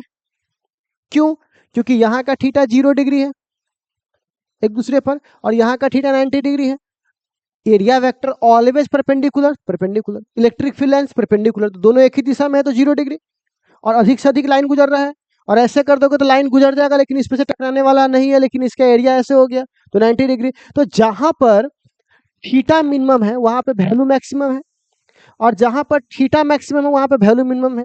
तो ऐसा सिर्फ कॉस के साथ ही हो सकता है, कॉस 0 का मान 1 और कॉस 90 का मान 0। तो ऐसा करने वाला सिर्फ कॉस था, इसीलिए हम लोग फ्लक्स में क्या लगा दिए, ई ए कॉस थीटा। तो आप पता चला कॉस थीटा क्यों लगा, एक एंगल बढ़ने के साथ वैल्यू बढ़ नहीं रहा है बल्कि वैल्यू घट रहा है, और ऐसा सिर्फ कॉस के साथ होता है। अगर एंगल बढ़ने के साथ वैल्यू भी बढ़ रहा होता तो हम लोग बोलते ये साइन होता, लेकिन ऐसा तो है नहीं। तो यहाँ पर आपको फ्लक्स समझ में आया। अब सवाल है, अगर यहाँ पर कोई पूछेगा कि इसका वेक्टर फॉर्म क्या होगा, तो आप बोल सकते हो ई वेक्टर, क्योंकि कॉस है तो डॉट लगेगा,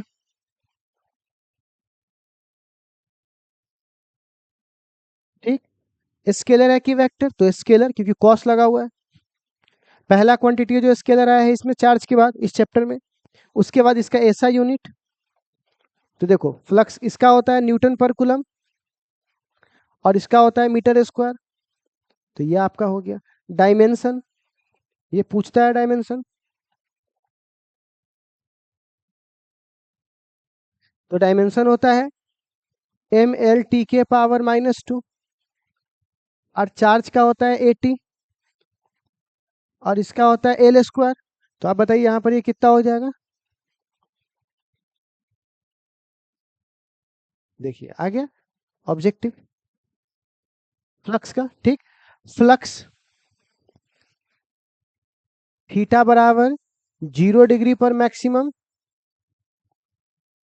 और थीटा बराबर 90 डिग्री पर क्या मिलेगा आपको, ये मिनिमम, जो आपको यहाँ सामने मैंने दिखा दिया था, ठीक। तो फ्लक्स की पूरी कहानी आपको समझ में आई। अगर आपको फ्लक्स एक एलिमेंट्री एरिया के द्वारा चाहिए, किसके द्वारा चाहिए, एलिमेंट्री एरिया, तो आप यहाँ पे क्या करोगे, फाई को फाई लिखोगे, ई को ई लिखोगे, एरिया एलिमेंट्री है तो डीए लिखोगे, ठीक है। अब चूंकि छोटा एरिया है इसलिए छोटा फ्लक्स होगा, तो छोटा को बड़ा करने के लिए इंटीग्रेशन, और अगर क्लोज रहेगा तो क्लोज इंटीग्रेशन, ठीक है। तो इलेक्ट्रिक फ्लक्स इतना आसान है, इतना इजी है, मैंने आपको बहुत ही ज्यादा सिंपल और सरल शब्दों में बता दिया कि इलेक्ट्रिक फ्लक्स क्या है। अब इसके बाद बारी है बउआ गॉस के नियम की, किसकी बारी है, गॉस के नियम की। तो चलिए प्यारे बच्चों, बिना देर किए हुए आखिरी टॉपिक पढ़ते हैं, गॉस लॉ, ठीक है। गॉस लॉ क्या कहता है, गॉस साहब ने क्या देखा कि जब हम, एक मिनट में पानी पी लूं फिर मैं गॉस पे आता हूं, बहुत इंटरेस्टिंग टॉपिक है ये।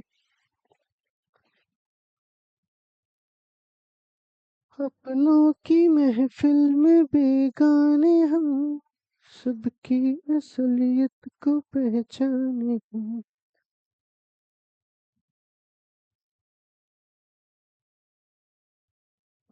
चलिए तो स्टार्ट करें। तो गॉस लॉ क्या कहता है, बहुत ही सिंपल सा, कि जिस फ्लक्स को तुम उस तरीके से इतना बड़ा बड़ा मेथड से निकालोगे, इंटीग्रेशन फिर इंटीग्रेशन करोगे, अगर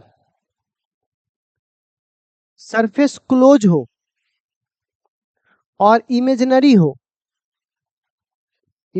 हो, तो अगर उसके अंदर कोई चार्ज है और इमेजिनरी सरफेस से वो क्लोज, जिसको गॉसियन सरफेस कहते हैं, गॉसियन सरफेस कहते हैं, तो आप एक बात याद रखिएगा, इसका जो फॉर्मूला, इसका जो फ्लक्स निकलेगा वो निकलेगा उसके अंदर जो नेट चार्ज है वो नेट चार्ज अब बट्टा आप साइलेंट नोट, बस। मतलब जो फ्लक्स है वो चार्ज को डिवाइड कर दोगे आप साइलेंट नोट से, तो इससे जो निकलेगा उसी को बोलेंगे गॉस लॉ। आप इसको चाहो तो प्रूफ भी कर सकते हो, मैं प्रूफ करवा दूंगा, आपको टेंशन मत लीजिए। तो अगर मैं यहाँ पे डाइपोल की बात करूं, तो डाइपोल पर नेट चार्ज क्या होता है? जीरो, क्योंकि एक प्लस होता है और एक क्या होता है? माइनस। तो बताइए डाइपोल के द्वारा फ्लक्स क्या होगा? जीरो, क्योंकि जितना इनकमिंग है उतना आउटगोइंग है, तो इसके द्वारा क्या हो जाएगा बुआ? जीरो। तो अब इसको प्रूफ करना तो बहुत सिंपल, आप लोग कर सकते हो। फाई का फॉर्मूला क्या होता है? ई ए कॉस थीटा, तो कॉस को बेटा दो, तो फाई बराबर क्या होता है? ई का मान 1/4 पाई एप्सिलॉन नॉट क्यू बट्टा आर स्क्वायर। छोटे छोटे एरिया को जोड़ते तो कुल एरिया कितना होता है? 4 पाई r स्क्वायर, क्योंकि एक गोला का सरफेस एरिया क्या होता है? 4 पाई r स्क्वायर। अब चूंकि ऊपर से कटता तो इलेक्ट्रिक फील्ड भी इधर होता और एरिया वेक्टर भी इधर होता, एंगल 0 डिग्री, तो कॉस भी हट जाता, तो ये कट जाता, तो खाली क्या बचता? देखो तो क्यू बाई एप्सिलॉन नॉट नहीं बचता। तो सीधा सीधा भी तो हम लोग कर सकते हैं ना, ठीक है। तो कुछ एक्स्ट्रा करने की जरूरत नहीं, नॉर्मली भी आपका काम चल जाएगा। अब इस गॉस लॉ का उपयोग करके अगर मान के चलिए एक बॉक्स यहाँ पे घिरा हुआ है, तो कोई बोलेगा इसका फ्लक्स क्या है? तो आप बोलोगे क्यू बाई एप्सिलॉन नॉट। लेकिन कोई बोलेगा नहीं, इस बॉक्स के कितने फेस है? फेस मतलब समझ में आ रहा है ना? 1 2 3 4 5 6, 6 फेस बॉक्स बना हुआ है, हमको एक फेस का चाहिए, तो ये तो 6 फेस का है। अगर आपको सिंगल फेस का चाहिए, सिंगल फेस का चाहिए, तो कुछ नहीं करना है, जो आपका पहले वाला वैल्यू था उसको 6 से भाग दे दीजिए, क्योंकि 6 मिल करके, 6 भाई मिल करके एक संपत्ति खरीदा, तो एक भाई कितना होगा? तो 6 से भाग दे दो, तो यहाँ पर हमारे पास सीधा आ जाएगा Q/6 एप्सिलॉन नॉट। 8 कॉर्नर है, एक कॉर्नर का चाहिए तो 8 से भाग दे दो, बेसिक सी बात है भाई, इसमें इतना क्या करना है? एक फेस, एक कॉर्नर, आधा पार्ट, ये तो वो बॉक्स के साथ खेलना चालू कर दो, वैल्यू तो इसी को काट छाट करते रहना है आपको, तो इसीलिए इसमें ज्यादा फंसने की जरूरत नहीं है। अब आता है इसका एप्लीकेशन। तो आपको तो पता है कि हम लोग यहाँ बोर्ड की पढ़ाई तो पढ़ नहीं रहे हैं कि इसको पूरा प्रूफ करते चले जाएंगे, हम लोगों को कोई मतलब भी नहीं है, सीधा सीधा रिजल्ट देखेंगे।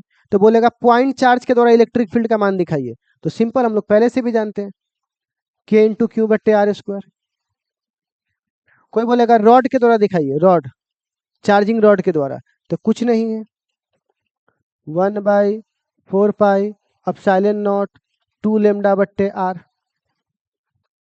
क्या इसको प्रूफ करना पड़ेगा? क्या प्रूफ करना पड़ेगा? अगर करना पड़ेगा तो यहाँ पे सिंपली बोल सकते हो, एक रॉड लोगे तो एक सिलेंडर से उसको घेरोगे, सिलेंडर से घेरोगे तो एक पार्ट ऊपर काटोगे, एक पार्ट यहाँ काटोगे, एक पार्ट यहाँ काटोगे, ऊपर वाले पार्ट की वैल्यू खत्म हो जाएगी, क्योंकि 90 डिग्री हो जाएगा एंगल। देख नहीं रहे? इलेक्ट्रिक फील्ड इधर, इलेक्ट्रिक फील्ड इधर, इलेक्ट्रिक फील्ड इधर, और एरिया उधर, तो 90 डिग्री हो जाएगा। तो आपको तो पता है cos 90 का मान वैसे भी 0 होने वाला है, तो सिर्फ कौन सा पार्ट बचेगा? ये वाला पार्ट बचेगा। तो जब आप इसको इलेक्ट्रिक फील्ड में लिखोगे यहाँ पर, तो इलेक्ट्रिक फील्ड में एक वैल्यू क्या होता है, यहाँ पे देखोगे फ्लक्स का मान लिखोगे, तो फ्लक्स बराबर क्या लिखोगे?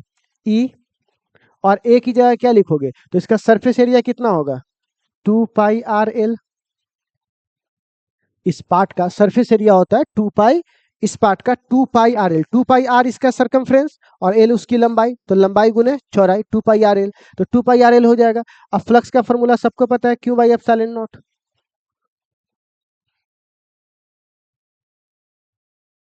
तो यहां से देखो, तो Q बराबर यहाँ पर क्या हो जाएगा? λ/l।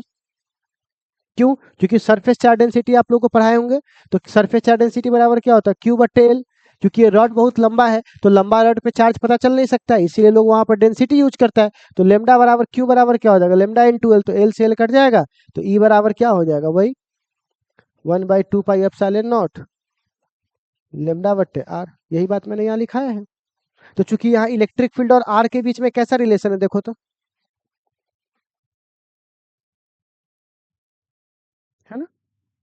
सिंपल है भाई, कुछ है नहीं इसके अंदर। ठीक है, तो ये हम लोगों ने देख लिया, इलेक्ट्रिक फील्ड एप्लीकेशन देख लिया। अब आता है प्लेट के द्वारा, तो एक सीट के द्वारा कितना होगा, रॉड देख लिए। अब सीट, तो सुन लो, सीट के द्वारा जो इलेक्ट्रिक फील्ड होता है ना, वो होता है सिग्मा बट्टे 2 एप्सिलॉन नॉट। सिंपल बात है, सिग्मा बट्टे 2 एप्सिलॉन नॉट। ठीक है, क्योंकि इसमें दोनों तरफ होता है, सॉरी सीट में एक ही तरफ होता है यहाँ पर, तो ये डिस्टेंस पर डिपेंड नहीं करता है।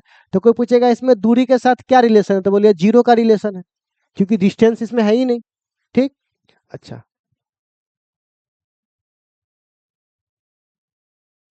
प्लेट के द्वारा क्या है, तो प्लेट में चूंकि दो सरफेस होता है, एक आगे और एक पीछे, तो यहाँ पर दो सीट को मिलाइएगा, तो सीधे सिग्मा बट्टे एप्सिलॉन नॉट। ठीक है, ओके। अब यहाँ पर सवाल आता है आखिरी, इस पूरे चैप्टर का आखिरी पार्ट आएगा कि सर स्फीयर का क्या होगा। तो स्फीयर दो प्रकार के हैं, कंडक्टिंग स्फीयर। तो जब आप कंडक्टिंग स्फीयर को देखिएगा ना, तो 3 पॉइंट होते हैं। 3 पॉइंट में एक क्या होंगे, अंदर इनसाइड, एक सरफेस पर, और एक बाहर आउटसाइड। तो जब आप देखोगे ना आउटसाइड, तो आउटसाइड का फॉर्मूला होगा क्यू बट्टे आर स्क्वायर, क्योंकि ये भी तो एक पॉइंट है, चार्ज ना हुआ। सोचो स्फीयर भी क्या है, एक पॉइंट चार्ज है। तो आप बताइए एक स्फीयर पर इलेक्ट्रिक फील्ड का मान कितना होगा, जितना। और अगर सरफेस की बात करो तो सरफेस पर कितना होगा, के इंटू क्यू। अब चूंकि यह रेडियस बदल जाएगा इस रेडियस में, बिल्कुल पॉइंट चार्ज की तरह। और अंदर कितना होगा, तो अंदर 0 होगा। क्यों 0 होगा, क्योंकि अंदर कोई चार्ज नहीं है, सारा चार्ज तो सरफेस पर है। तो आप बताइए इसका अगर कोई ग्राफ खींचेगा, तो इसका ग्राफ ऐसे खींचेगा, अंदर तो कोई चार्ज है नहीं, और बाहर दूरी के साथ कैसे बदल रहा है, यहाँ से ऐसे बदल रहा है। दूरी के साथ संबंध क्या है, 1/r²। तो ई प्रोपोर्शनल क्या है, 1/r²। तो अंदर कोई इलेक्ट्रिक फील्ड है ही नहीं, इनसाइड इलेक्ट्रिक फील्ड क्या है, 0 है। अंदर कोई इलेक्ट्रिक फील्ड नहीं, क्योंकि अंदर कोई चार्जे नहीं है, और सरफेस पे सबसे मैक्सिमम है। और इसके बाद जहां जाएगा दूरी घटते बढ़ते जाएगा, तो वैल्यू क्या होगा, घटते जाएगा। तो ये हमारा कंडक्टिंग का हुआ। इंसुलेटिंग का थोड़ा अलग है।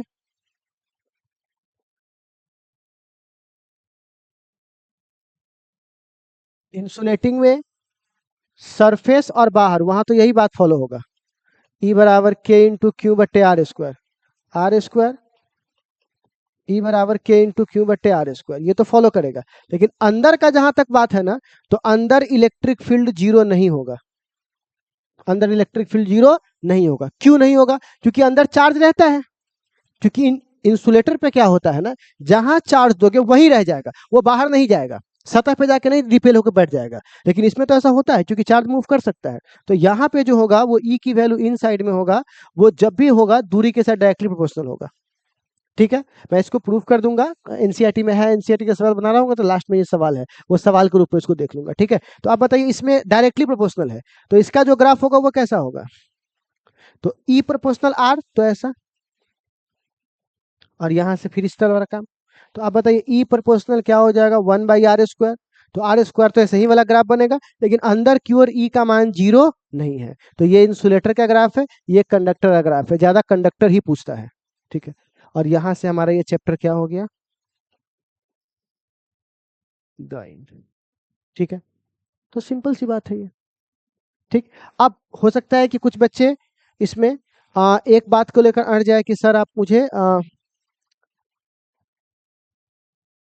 चार्ज डेंसिटी के बारे में थोड़ा सा बता दो मेरे को। ठीक है, तो ये हमारे पास चार्ज डेंसिटी है।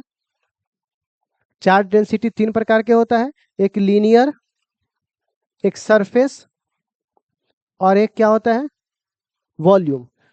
तो जितना चार्ज जितना लंबाई पे होगा तो ये लीनियर कहलाएगा, जितना चार्ज जितना एरिया पे होगा वो सरफेस कहलाएगा, और जितना चार्ज जितना वॉल्यूम पे होगा वो ये कहलाएगा। ऐसा यूनिट लिख सकते हैं, कूलम बटा मीटर, कूलम बटा मीटर स्क्वायर, कूलम बटा मीटर क्यूब। ठीक है, तो आई थिंक आपको समझ में आ गया होगा इतना। तो क्या आप लोग आज ये जो भी मैंने आपको पढ़ाया ये, तो इलेक्ट्रिक चार्ज हो गया, इलेक्ट्रिक फील्ड फोर्स हो गया, इलेक्ट्रिक फील्ड हो गया, इलेक्ट्रिक फील्ड लाइंस हो गया, डाइपोल, फ्लक्स और गॉस लॉ और उसके एप्लीकेशन। तो एक बार में मैंने वन शॉट में सारी कहानी आपको क्लियर कर दी। अब इससे ज्यादा आपको अब वन शॉट के लिए देखने की जरूरत नहीं है। बाकी जो भी होगा वो आगे हम लोग कल की क्लास में मिलेंगे। तो कल सबसे अच्छी बुक हमारे पास है एनसीईआरटी। एनसीईआरटी में एक एक सवाल, एक एक टॉपिक, एक एक चीज का धज्जी उड़ाया हुआ है। तो हमारे पास सबसे बेस्ट बुक रहेगा एनसीईआरटी का सॉल्यूशन कर लेते हैं हम लोग, ठीक है ना। तो कल की क्लास में आप लोग एनसीईआरटी लेकर आइएगा और एनसीईआरटी में हम लोग इसका एनसीईआरटी करेंगे और गारंटी है एनसीईआरटी के बाद मैं आपको होमवर्क दूंगा ना, एक्स्ट्रा कुछ लगेगा तो मैं वहां पे करवा दूंगा। इतना कर लीजिए, आपका इनफ हो जाएगा सीयूटी के लिए, ठीक है बच्चे लोग, या बोर्ड एग्जाम्स के लिए भी आपके लिए इनफ हो जाएगा, ठीक है। तो चलिए फिर इसी के साथ इतना धैर्य बनाए रखने के लिए बहुत बहुत धन्यवाद। आप लोग इसको अपने जरूरतमंद दोस्तों के साथ भेज सकते हैं, शेयर कर सकते हैं और हमारे डिस्क्रिप्शन में लिंक है, वहां से जाकर आप चैनल को एप्लीकेशन को डाउनलोड कीजिए और खूब जाकर के सवाल को बनाइए, ठीक है। फिर मिलते हैं अगले सवाल के लिए। सारे एप्लीकेशन पे मैथ, फिजिक्स, बायो, इंग्लिश के लेक्चर आ ही रहे हैं, ठीक है। Bye bye, take care. कोई सुझाव है, कोई अगर सलाह हो तो आप हमें जरूर यहाँ पे कमेंट सेक्शन में दे सकते हैं।